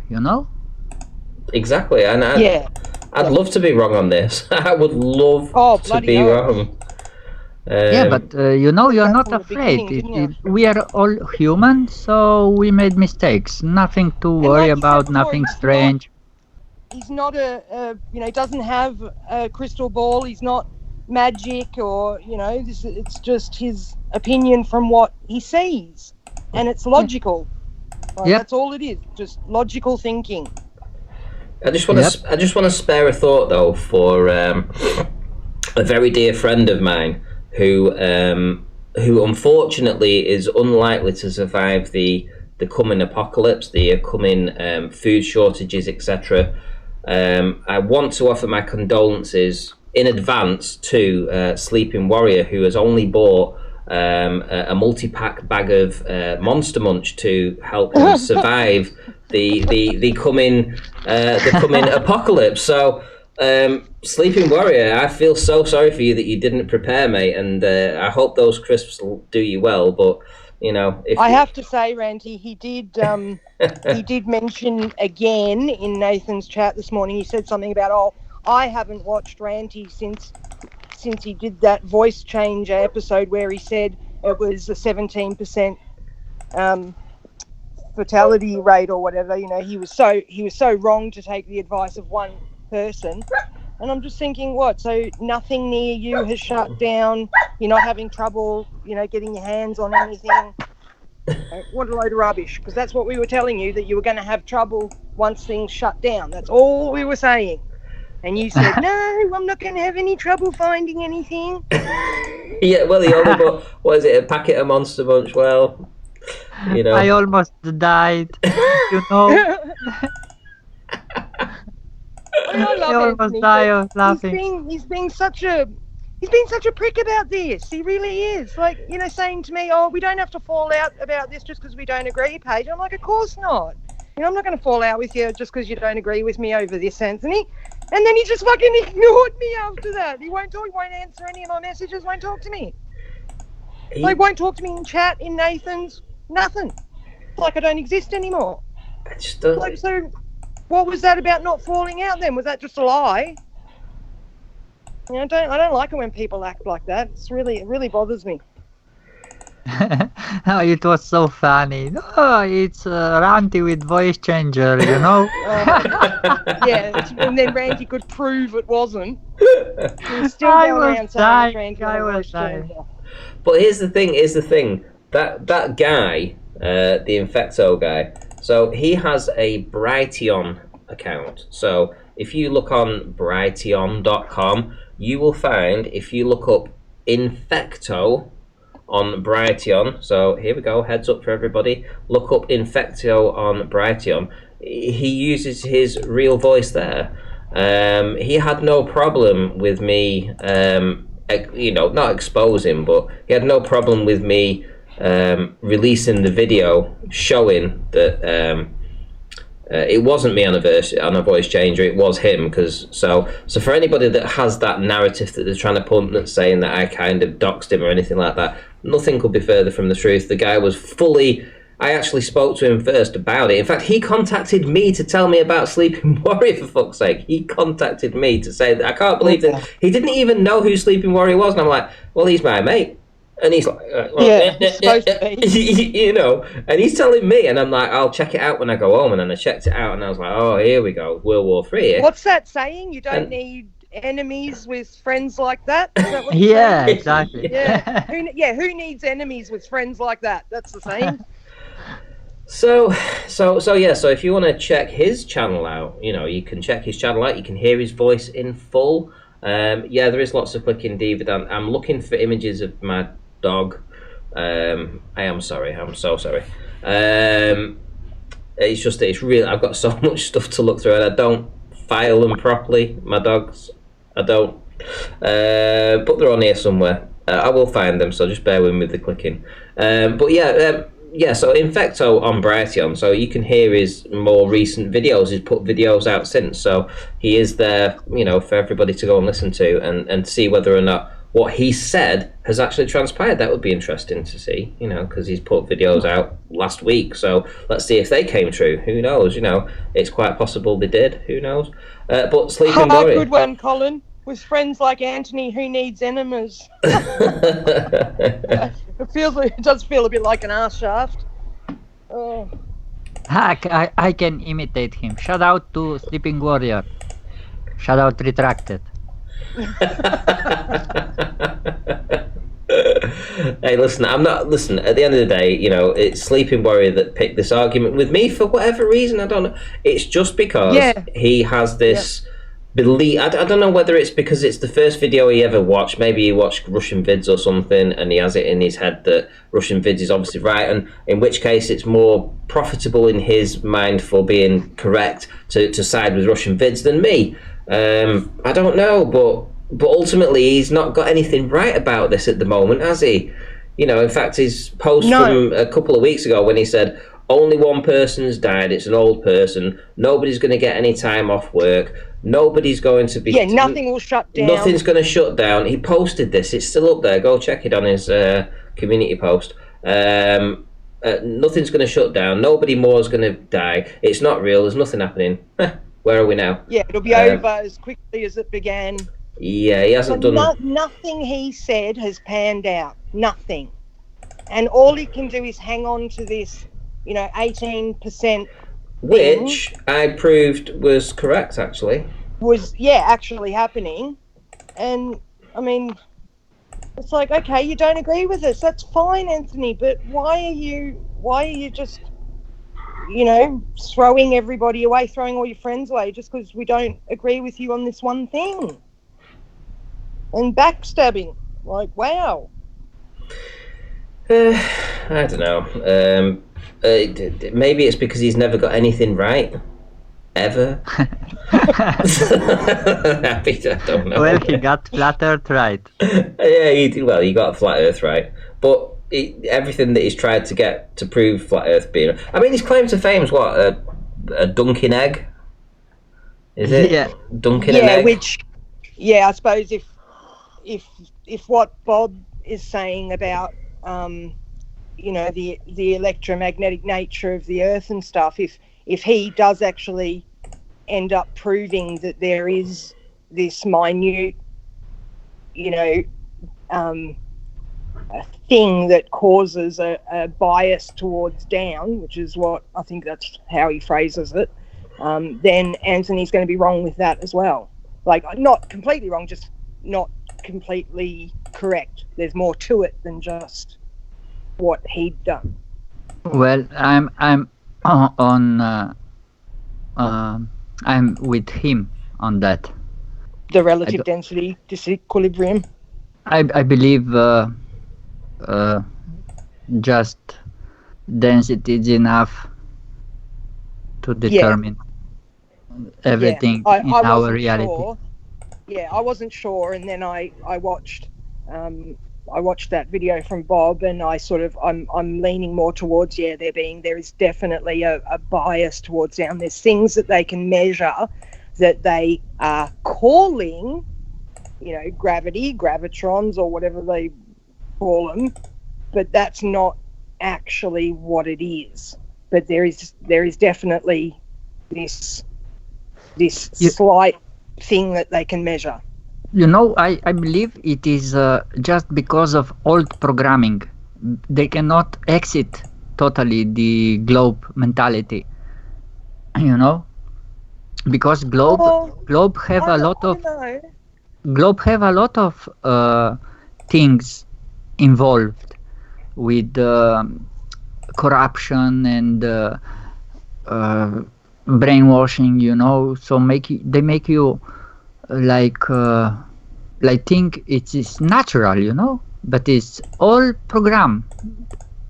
Oh, absolutely. The globe side is complete mental programming. But yeah. But I think the problem we're having is trying to explain the phenomenon, the things that are happening, using the globe science, like things like gravity, what they say is happening. We can't explain with those things. You can't explain what light is using their sun that's 93 million miles away, that kind of thing. I can give you example. Let's say weight and mass. They use weight specifically just because in the 0G plane you cannot weight yourself. What the fuck? Yeah. But when you land, are you still without mass, or you make splash on the pavement? Let's say you jump from the plane. Do you weigh a different amount when you're in water? Yeah, I don't care about that, but they put like I went to the Globers hangout and I totally annihilate them, and they were making this argument that when you jump from airplane, if you step on the scale, then it's nothing, but you still have your original mass, but you have no weight. Yeah, it's absolutely nothing to do with what they think it is. It's not mass attracting mass or, bendy space-time. That is not what gravity is. Exactly. Because you must land. And by the way, how many times you was in 0G today or last week? Yeah, never. Exactly. This is all. It's like when they want to do everything inside a vacuum. It's like, do we live in a vacuum? Yeah. Whenever they mention the vacuum to me, I tell them, okay, show me the park where I can find the vacuum. Yeah, the vacuum. Oh, there is no. Okay, then show me the mountain. It's like when they say we can see the geometric horizon if there was no atmosphere. Okay, well, show me when you've ever seen the Earth with no atmosphere to see that geometric horizon to then measure your R radius for your refraction. Like, what the fuck? They honestly do not get that they are using math that they've never seen the thing that they've gotten the math from.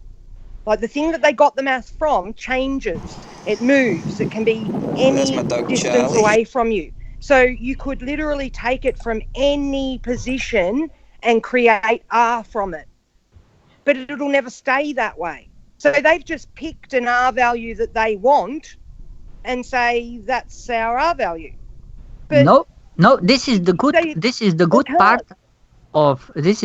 part for us, because we have in every book exact measurement. Yeah, what they say. And they cannot escape it.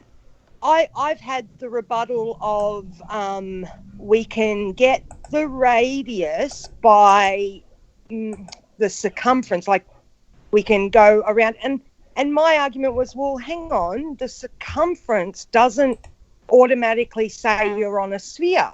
You can still have a circumference of a plate. Like, just because you then extrapolate and turn it into a sphere doesn't mean it was one in the beginning. So they still don't have R doing it that way. Yeah, exactly.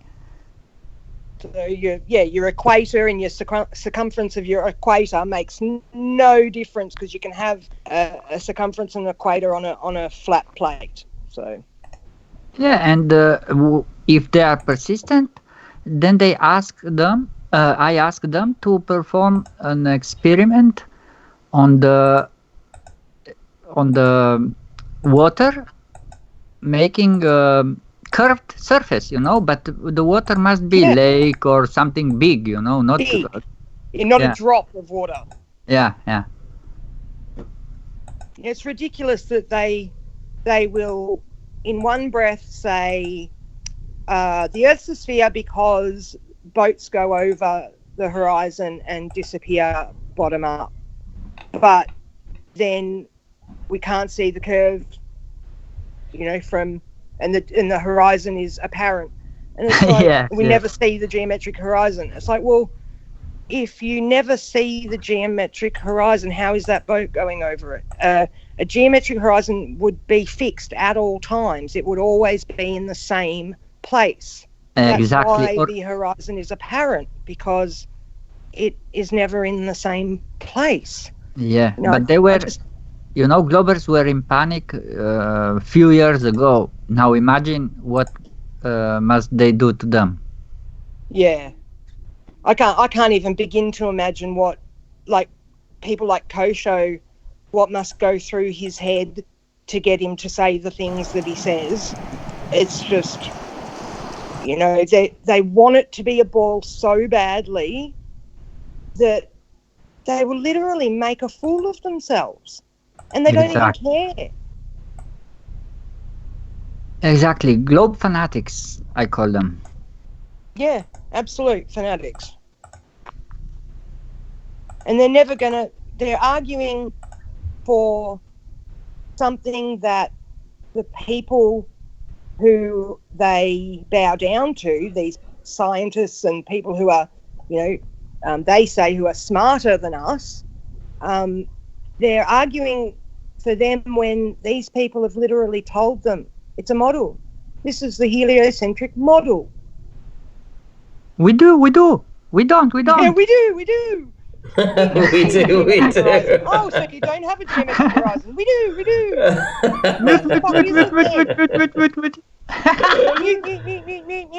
That was funny. Oh, that was hilarious. But if we ever had an argument where we said to them, this is real, this is where it is, this is what it is, this is what it does, but we never see it, they would laugh us out of existence. Can you imagine the ribbing we would get if we went around saying, unicorns eat my grass, but you just can't see them. But they're there. No way. Because my grass would grow more if they weren't eating it. Like, they would never let us get away with that. No way. So how can they not see that they, if your geometric horizon moves, if you've never seen it, then you've never been able to acquire an R value. And if you're going to say, oh, but we've got pictures from space, well, then you're going to have to prove you can have gas pressure or atmospheric pressure without a container before you can assert those pictures are real. Yeah. Yeah. I just absolutely love now the latest series from Quantum Eraser and Nathan when they destroy ballers. They don't. Oh, the little cutouts that they're doing. Yeah, fantastic. They don't even toe tag them because it's. Yeah, it's not even a toe tag anymore. They just put it out, a little 20-minute clip or whatever.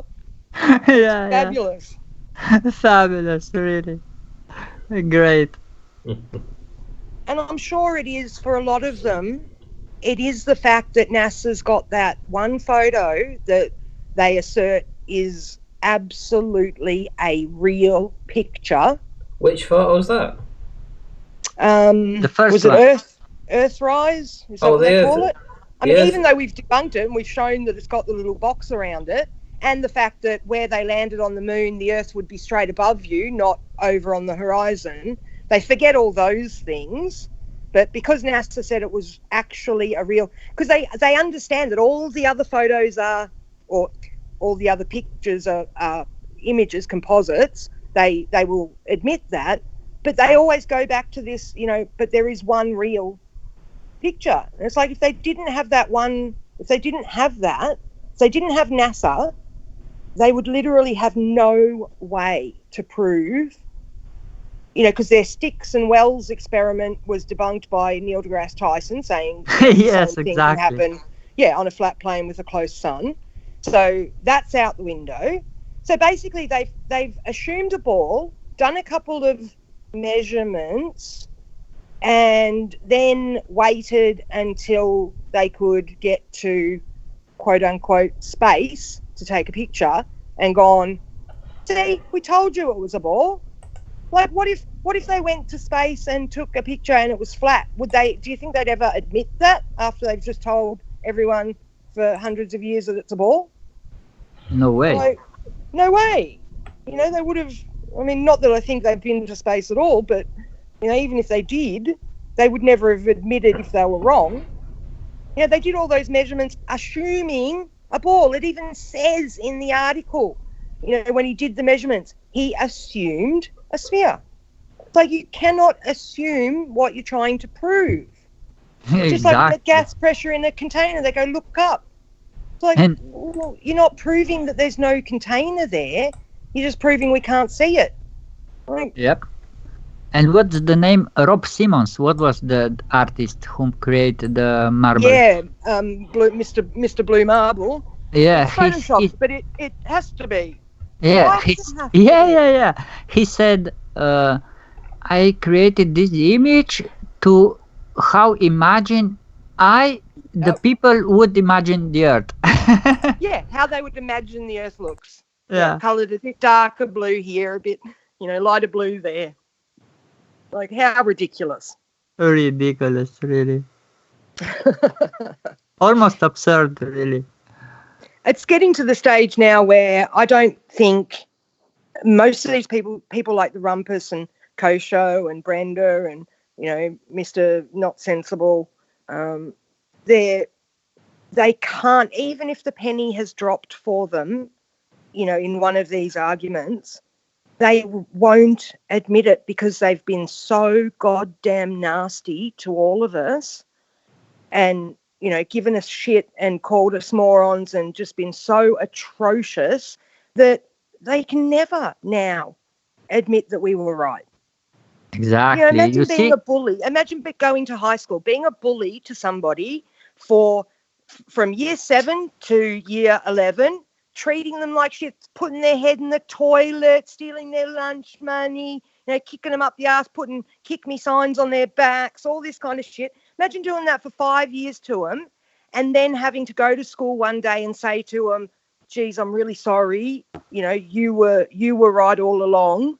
I'm the dickhead. They just won't do it. They won't do it. So, for me now, it's gotten to the point where I think we are going to have to actually, physically do things like march on NASA and, have protests and stuff like that. We're going to have to start banding together and saying, enough's enough. You guys, we have proven your model is wrong, and you won't accept anything. How are we ever going to find out where we actually live when you people won't let us stop believing we live somewhere we don't? Yeah.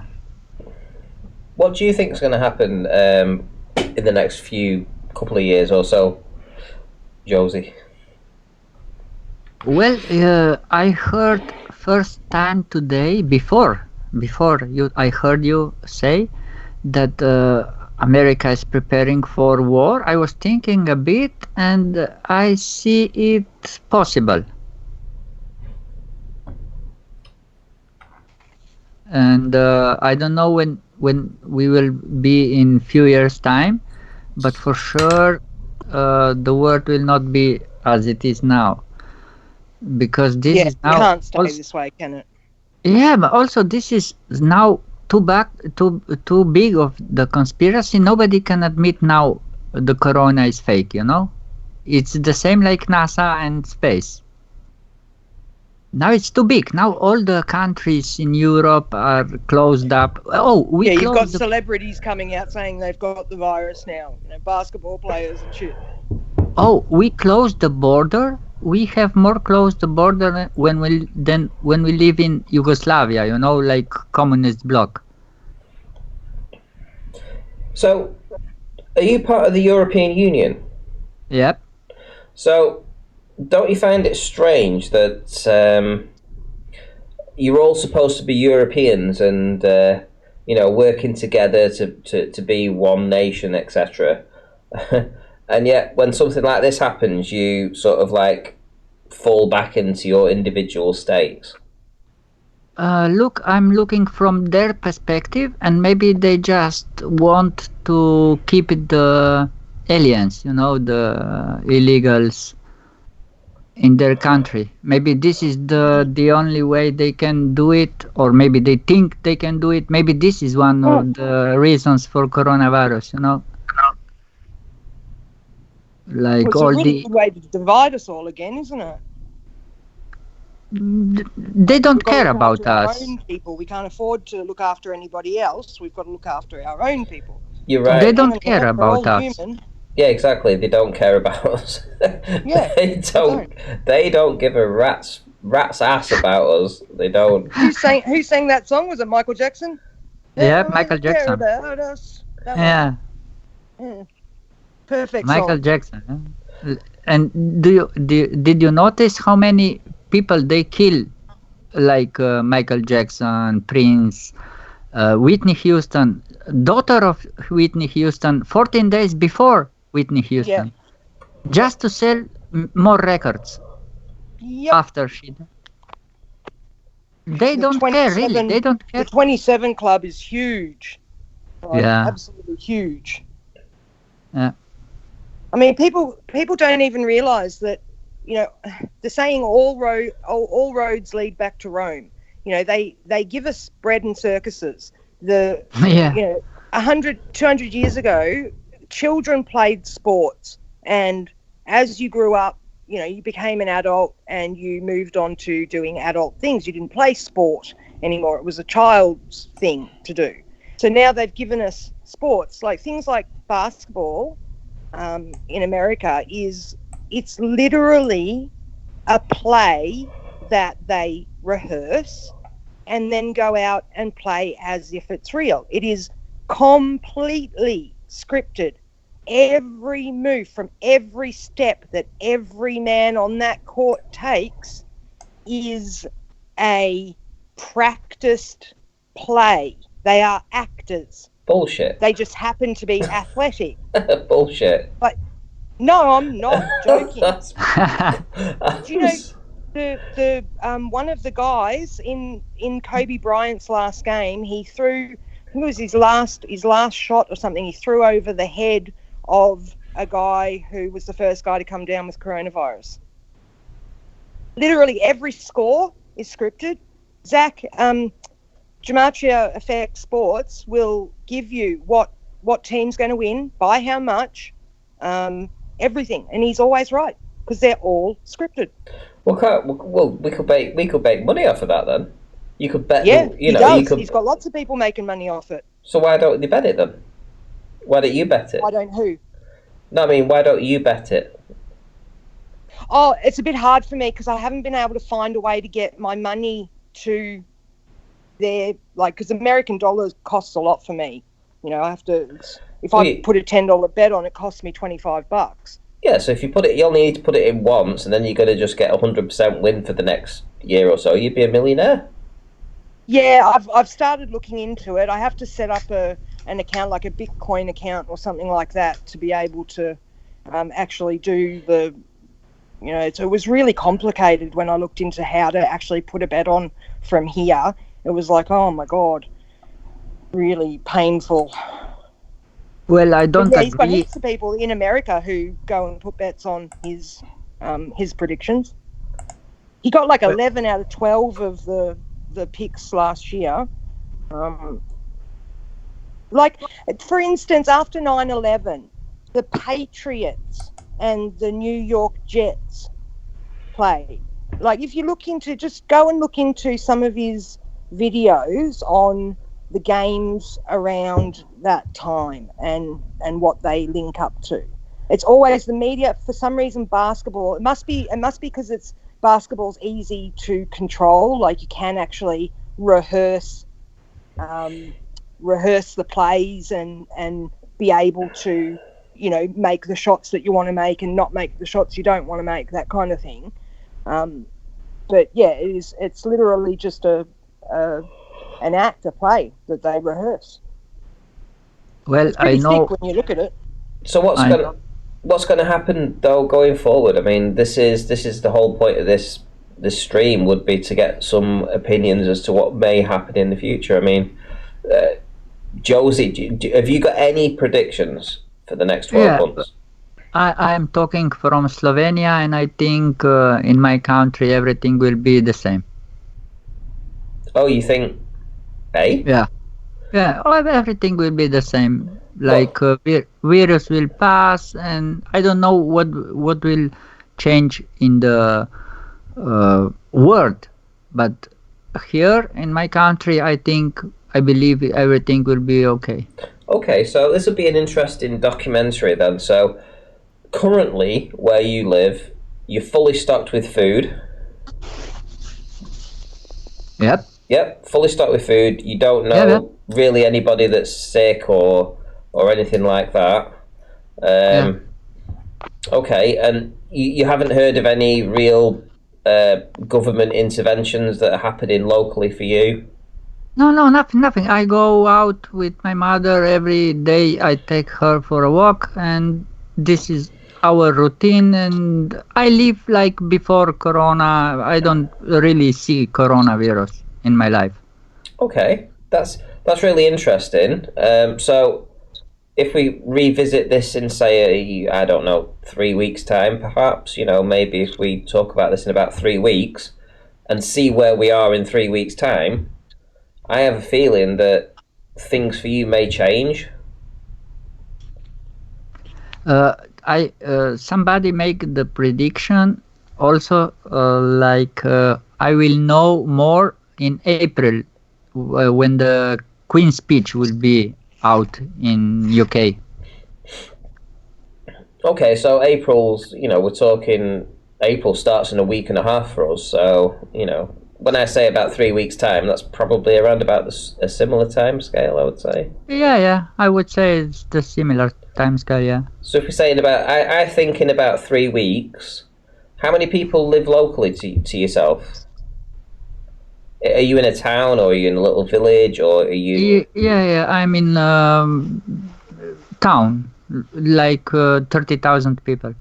Okay, so, and how many stores do you have there that sort of like food stores? Big stores? Wow, a lot, because we have Italy near, and a lot of Italians coming to shop here. So we have really, really many superstores, like really many. Okay, so I have a feeling in 3 weeks' time, a lot of the food that you take for granted right now, so things like rice or pasta or anything that might be there right now, I have a feeling that will be gone from your store or stores. Yeah, I'll agree with you, Renty. So what happened here? We had full shelves one day, 2 days later, nothing. And some tinned food that you may think have got a long life, so something that maybe tuna is a good one, or corned beef or things like that you may get over there. So that sort of stuff is probably likely to go to. Well, I have intention to go to shopping tomorrow because I need another packet of milk. So I will buy a few more just in case. I would, if I were you, I would, if you know, whatever your pocket can afford, if you've got a little bit of extra spare money, I would definitely put it towards getting some rice and pasta, and you know, as much as you can afford to buy, because it lasts quite a long time. You know, I mean, you know that. I know. I have, let's say, I'm eating now pasta from last year. There you go. So, Yeah.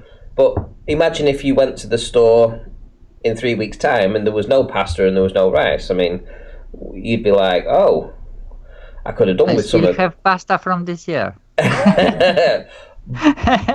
But you've got your mum to look after as well. You know, you've got to look after your mum. Yeah, exactly. And I have one room, like 3 meters for 5 meters, Like full of food. Oh, Just full for of food. full of food. Just for food. You are a prepper. Yeah. Well, you're all right. Yeah, I remember now. You're telling me. Oh, well, 3 meter by 5 meter full of food. Hell's bells! You are going to be the king of Slovenia.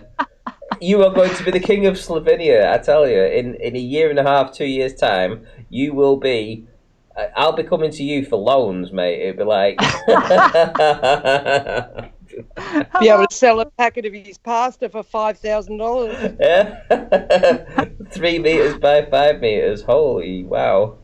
That's a lot of food to be storing. But yeah, I mean, well, That's smart. He can help his family and his friends, and he doesn't have to be stingy if things do get, really bad. Ryan Etherton makes a decent comment there. He says, with or without this coronavirus, shortages were coming. And indeed, Yeah, exactly. we were talking about this with the locust for a start. You know, I mean, they're just devouring everything in their path. So of course we're going to get those shortages of corn and crops. Going to be going into corn and rice and stuff, which is because that's the basis for so many things. Like, that's going to really hurt. Yep. For sure. So, but he's also right. It's like we live in an age where we have copious amounts of everything. If you look at some of the burgers that are shown in America and stuff, you can go to America, you can buy these burgers that are like 10 feet tall or something. Yeah, it's like, disgusting amount of gluttony. Yeah, I mean, the gluttony and the waste. Gluttony and waste. We have been used to gluttony and waste. Every single person in the chat right now will know what I mean when they talk about gluttony and waste. You can go down to any, a majority of restaurants, and you can get as much as you can eat for £10, £15, £20, whatever it is in your location. And you can just turn up, pay some money, and you can stay there for a couple of hours and just eat anything you want. And then go and look at their rubbish bins at the end of the night and look at what they throw away. Exactly. And also you can order in, and the meals are getting bigger because they're competing, and it's like there's more. You know, if you order a takeaway, a Chinese or an Indian or something like that, I can never finish the meals that they give me, ever. I don't have the capacity in my stomach to eat all that. So half of it gets wasted. So I'm part of that. I'm part of that culture, but it's the way I've been brought up. I've been brought up to sort of like just expect that there's always going to be food there. I've never had to suffer from lack of hunger through anything, through society not being able to provide it for me. I've gone through hunger through not being able to feed myself, and I've gone through hunger through my family not being able to provide food for me. But I've never gone. But it wasn't that the food wasn't there. Yeah, exactly. I've never gone through it from the supply chains never being able to provide it for me. So I think us as a society, we've got very, very lax with this idea that there's all, we're always just going to turn up. We can go to the supermarkets, we can find food, we can just phone in we can go to McDonald's, we can go to KFC, we can all this kind of stuff. There's like just so much food everywhere. There is, but once you start breaking down that supply chain, then suddenly a lot of food becomes very little food very quickly. And I think people are going to find that out very shortly. And if you remember, and this is to the audience too, how many people, when they were growing up, or maybe even now, who have great-grandmas or grandmas or great-aunts or anything like that, when you went round to their houses or they provided a meal for you, did they make you sit and eat the whole food, everything on the plate? And then when you was absolutely, I don't want to eat that, eat everything on your plate. Lick your plate clean. Lick your plate, yeah. Do you know why? Yep. Because they went through it. They had hunger in the 1960s, the 1950s. During the war, they had rations. They knew what it was like to actually suffer from rationing, not be proper able to get rationing. the food. Yeah. And respect to know it. That you couldn't get it. Yeah, and to respect the food, respect it. And we don't respect it at all. Nobody respects food right now because it's just so on a plate. It's just there. Yeah, it's just there. Yeah. Tons of it. Yep. Yeah, it's the same as critical thinking. Yeah, it's very minimal. Yeah. My view is asking, does anyone know what they have sent in to combat the locust problem? The only thing that I saw were like the guys that you get to come around and spray your garden and stuff, and they've got little backpacks on with little hand pumps where they pump out the pesticides. And even they were saying that they can't reach like the taller trees and stuff to get all the eggs that they're laying up the top. So even he was saying that they're not going to have much of an effect. When the weather changes and all these eggs hatch and then they lay eggs, I mean, oh my God, it could get just, they're going to have to literally like start eating them instead of eating, the locusts are going to eat the rice, they're going to have to eat the locusts. Yeah. There won't be anything else. That's all there'll be. Millions and trillions and billions of locusts. That's all there'll be to eat. Well, there's hundreds of billions of locusts right now. So I mean, I'm playing a video, and it's insane the amount of locusts that are there right now.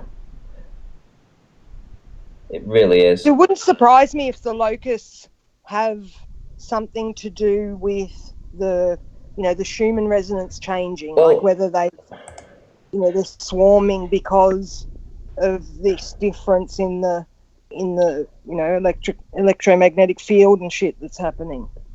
Well, let me just explain what's going on to the audience here. So we had, if we go back a tiny bit, we've got 1, 2, 3, 4, 5, 6 people in this particular image. Let's say there's 60 people, right? We've got 6 people around this van, but let's just say there's 60 people. I'm not too fussed really.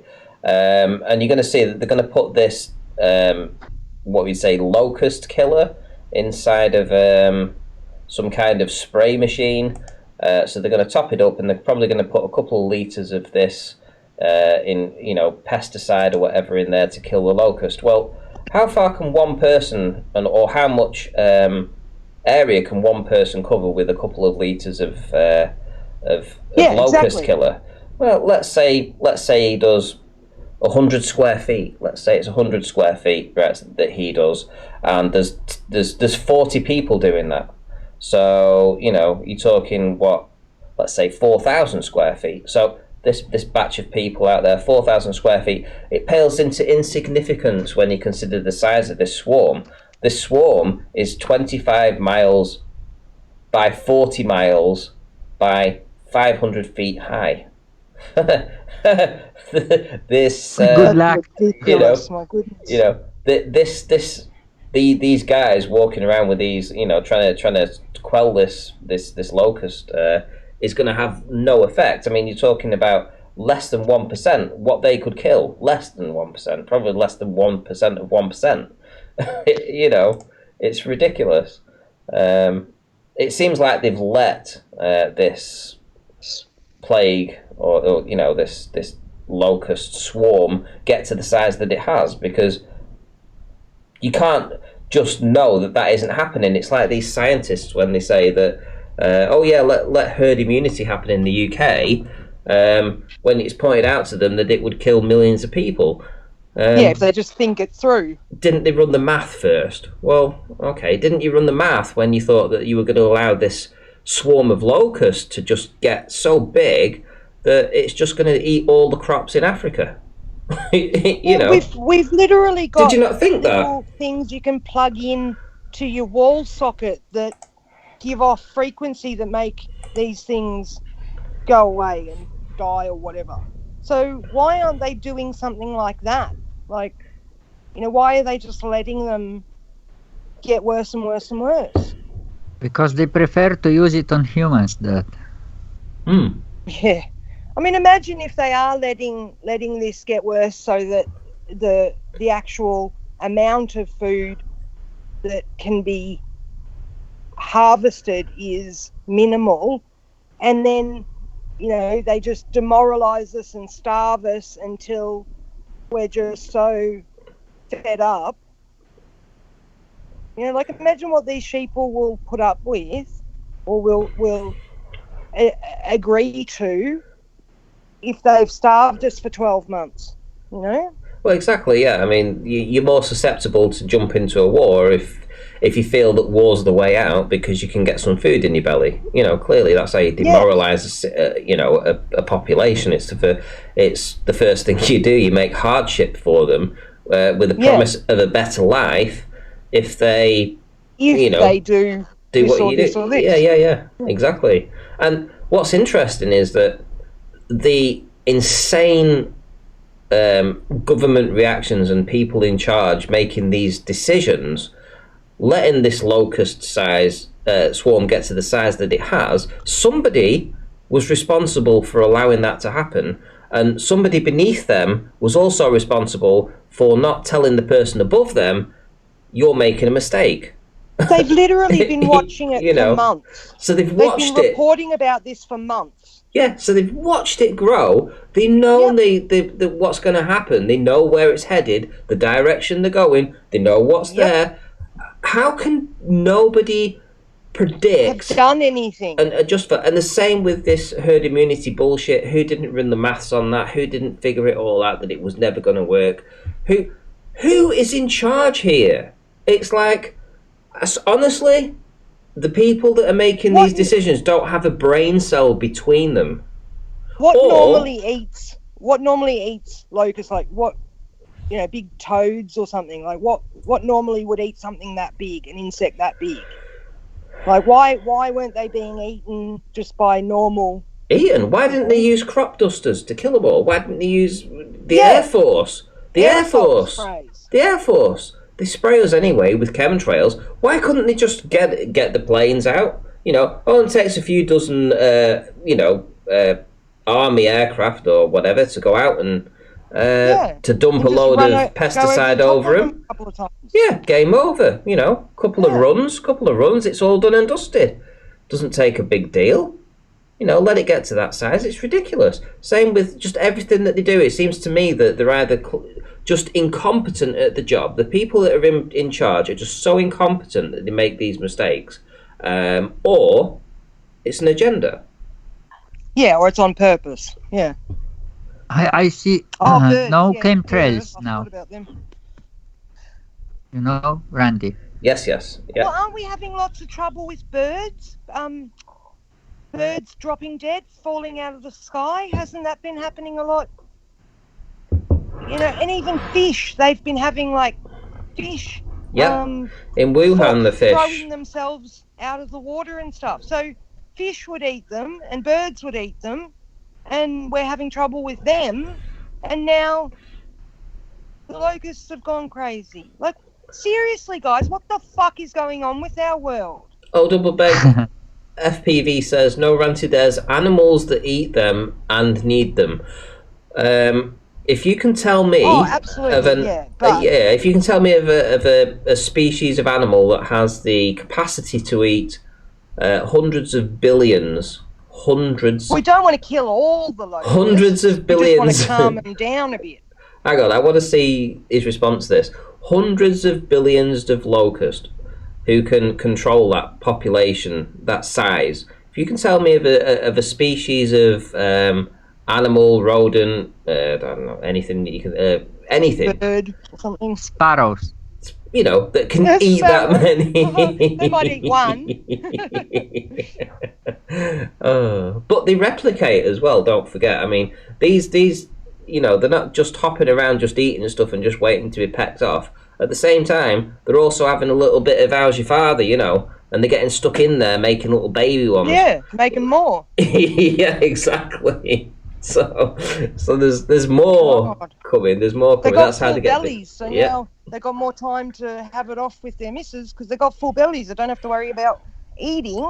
So now they're making more babies. Okay, so he's put lots of monitor lizards, right? So I don't know, so I'm just going to Google this now. How many monitor lizards And are there in the world? Right, let's have We a will look. eat. I thought they We were will more eat of like locust an burger Asian. next year. Hey, Locust burgers. Yeah, it's Locust- going to be locust- locust burgers. right, It's supposed to be very good for you, full of protein. Like they're supposed to be very nutritious. Oh, you! I'm looking for oh, here we go. Monitor lizards. 90 million years ago. Oh, I yeah, thought that was. spiders. Yeah. I don't know. It's hard to get an exact number for how many monitor lizards there are in the world, but as a guess, I'm going to say, I don't know, maybe 10 million at most. And that would be a very large guess, I think. I think it's probably less than that. They'd have to eat like 1 million each. Yeah. They are not at the right location. Also. Yeah, and also they don't. Yeah. Yeah, you got that. They're not in the right location. Wow.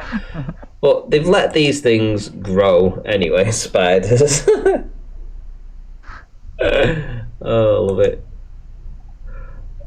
But there was one swarm at the beginning, then there was two, and then now there's three. Like, so whatever they're doing to try and calm it down is obviously not working.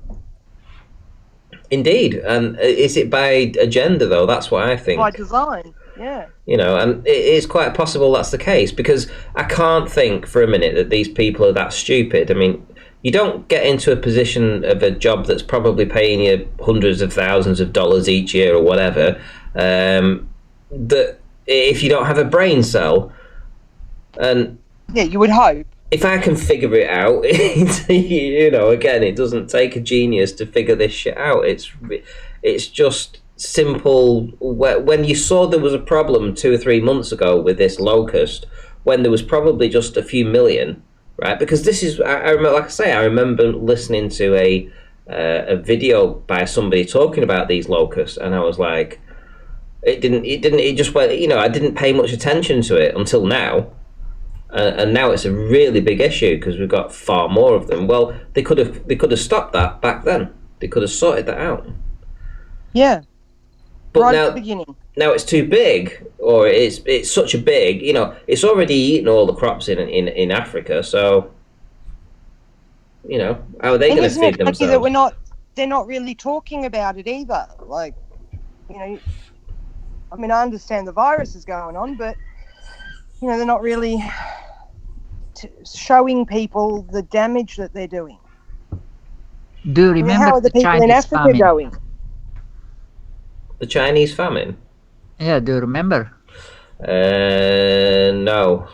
It From when? was, I think it was 1954, and the Oh, government, wow. Chinese government, declared the war to three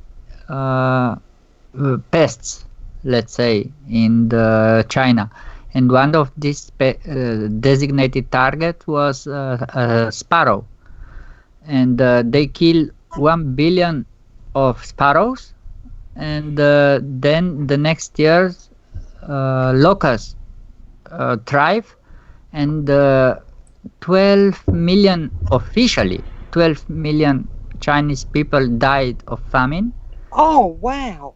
which means maybe around 30 millions or even more unofficial. So they designated another target for the next year. So they stopped targeting sparrows and designated another target.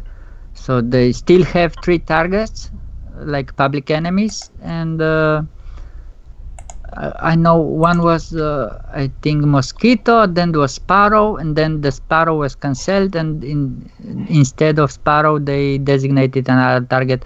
I remember I knew these things, but I don't keep everything in my head. Yeah, it's hard to keep all the information.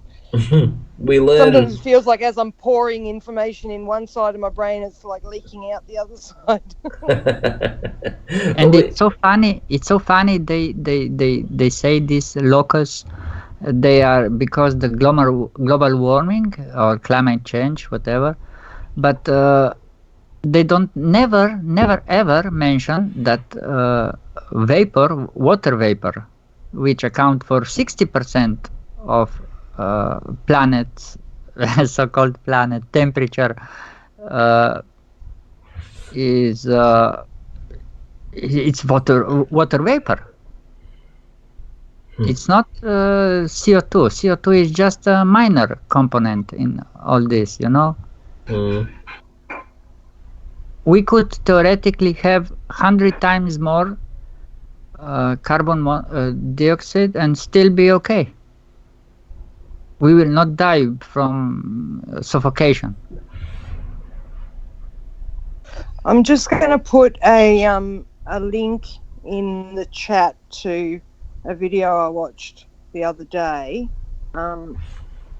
He was showing on Google Earth this bunch of like what looked like embryos, and they must have been huge, but some of them were like, when a cell first starts to divide and it gets like a little U in the top of the cell as it very first starts to divide. Some of them were like that, but others were like literally looked exactly like the picture of like a 1-month embryo of something from like. Egypt. Yeah. Yep. Yeah, I looked too.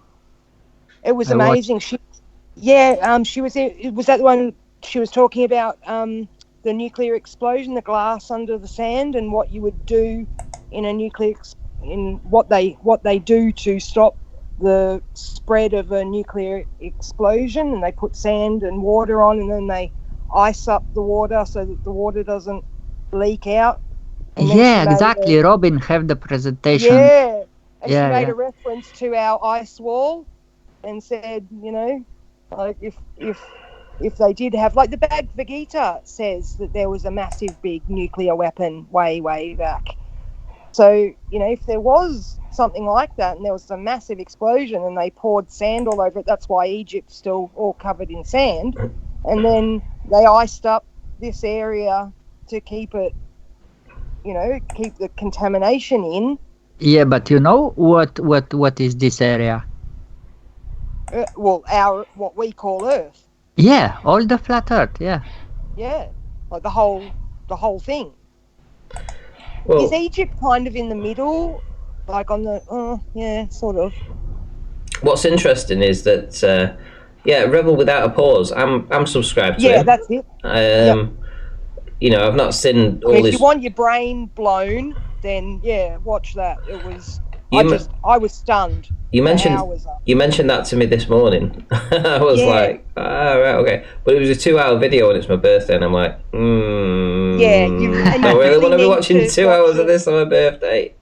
She's very hard to hear as well, so you really need to watch it when you can sit quietly and actually, concentrate on what they're saying, because she does a really good job of putting each piece of the puzzle in a line, lining them up, and then dropping the pieces one by one to show you how it could all work the way she's saying.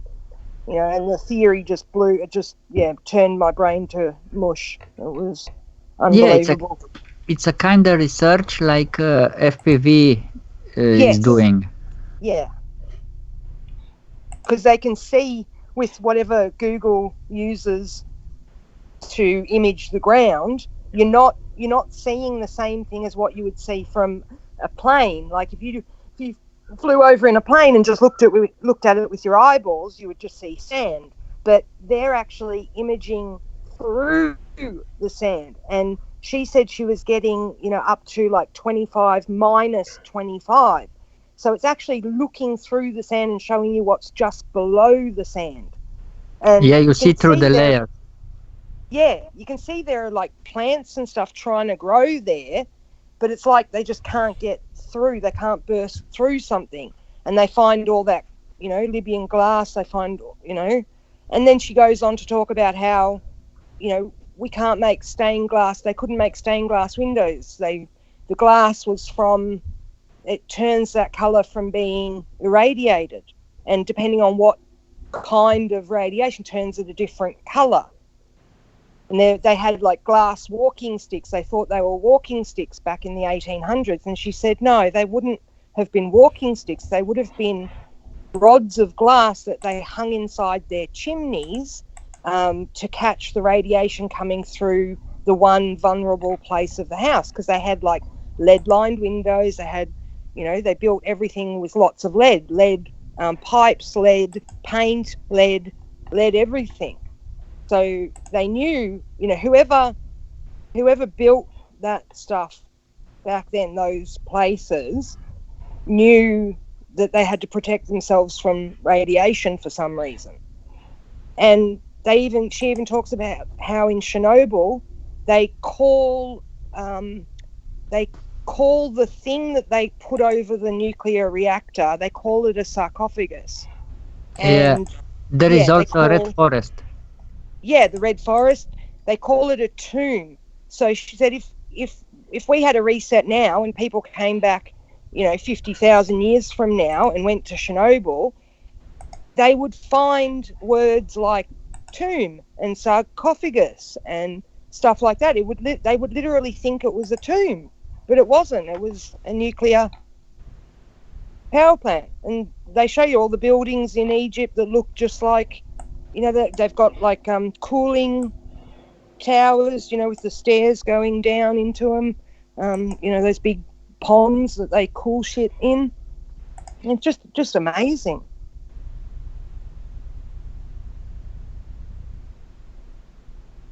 Ranti, I posted in Skype a link.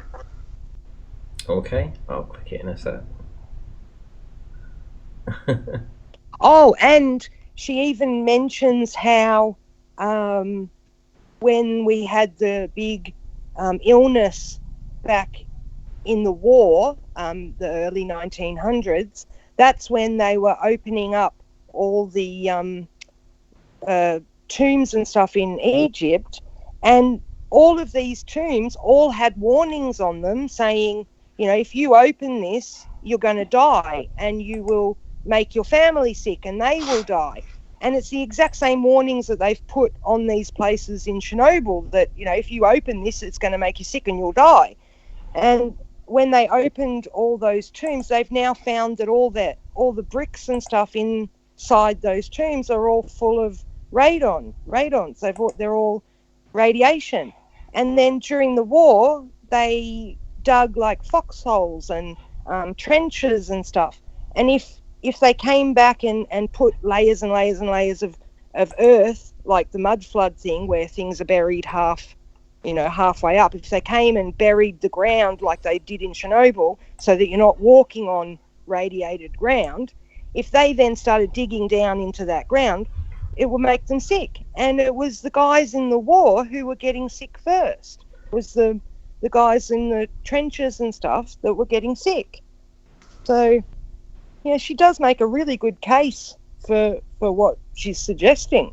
It really surprised me because I've always I've always thought that nukes were a hoax. Like, you know, when I found out about flat Earth and stuff, and I looked into, you know, things like jet fuel and nukes and all that kind of stuff, you know, I thought what I'd found showed that they were a hoax. But it wouldn't surprise me if they have, you know, something that's smaller than what they used to have. Like, you know, they could make a much bigger explosion back then. And they just can't do it so big now. So if anybody if anybody wants to see that video, Paige just put a link in. It's just here. It's only up a little tiny bit. If you just go up, click it there. It'll take us that Rebel Without a Pause. That's the name of the video. In Chernobyl as well, like, you know how they found giant skeletons in the earth? Like, everyone knows that, yes, there were people who were way bigger, you know, back however long ago. Yep. Well, in Chernobyl, they found the animals are perfect physically, like there's nothing wrong with them, but they're half the size. Or there's like birds who are, you know, perfectly physically okay, their bodies, but their brains are half the size. So imagine if that's why we're all now getting smaller, because there's so much radiation, you know, that it's actually affecting, you know, the size of us. It's possible. Josie, you wanted me to put this image up, is that right? Yes, because they are also talking. Nobody knows why this everything is turning red. This is the big mystery. The red forest. Yeah. Yeah. Okay. And there's a fungus that they found growing inside the reactor chamber that's full of melanin, the pigment in your skin that makes people black. And they're saying that there are insects and fungus that are now growing in Chernobyl that literally cannot live without the radiation now. Like, that's what they use to survive. They turn the radiation into energy. Well, I heard that the trees and the wildlife and everything else around there is flourishing now. Yes. When they said that it's uninhabitable for 100 or 200 years or however long it was a long time. Long time, yeah. But even so short a time afterwards, the animals have returned, the birds, everything's returned, and they're flourishing. They don't seem to be having any effect. Oh, they do though, but it's not that they're like. It's not like the stories that we've heard where they've got 3 eyes and shit like that. It's that they're like physically half the size, or their brains are half the size. They don't actually look any different. You know what I mean?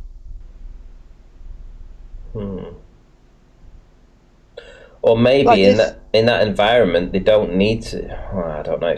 It's a mind fuck. So they're saying that the wildlife adapts to the radiation and literally starts thriving from it. There's like species of ants that are, like radioactive ants, and they won't be able to survive if you took them out of there.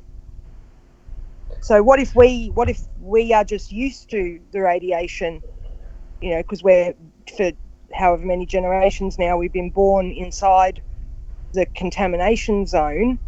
So we're like the animals in Chernobyl. We're flourishing, but we're just half the size, with brains that are half the size that they used to be. That's Globers. Do you know what I mean? No, that's Globers. Globers are half the size with half the brains. At least brain is half the size. Yes. Even if they are the same size, they only use half of it.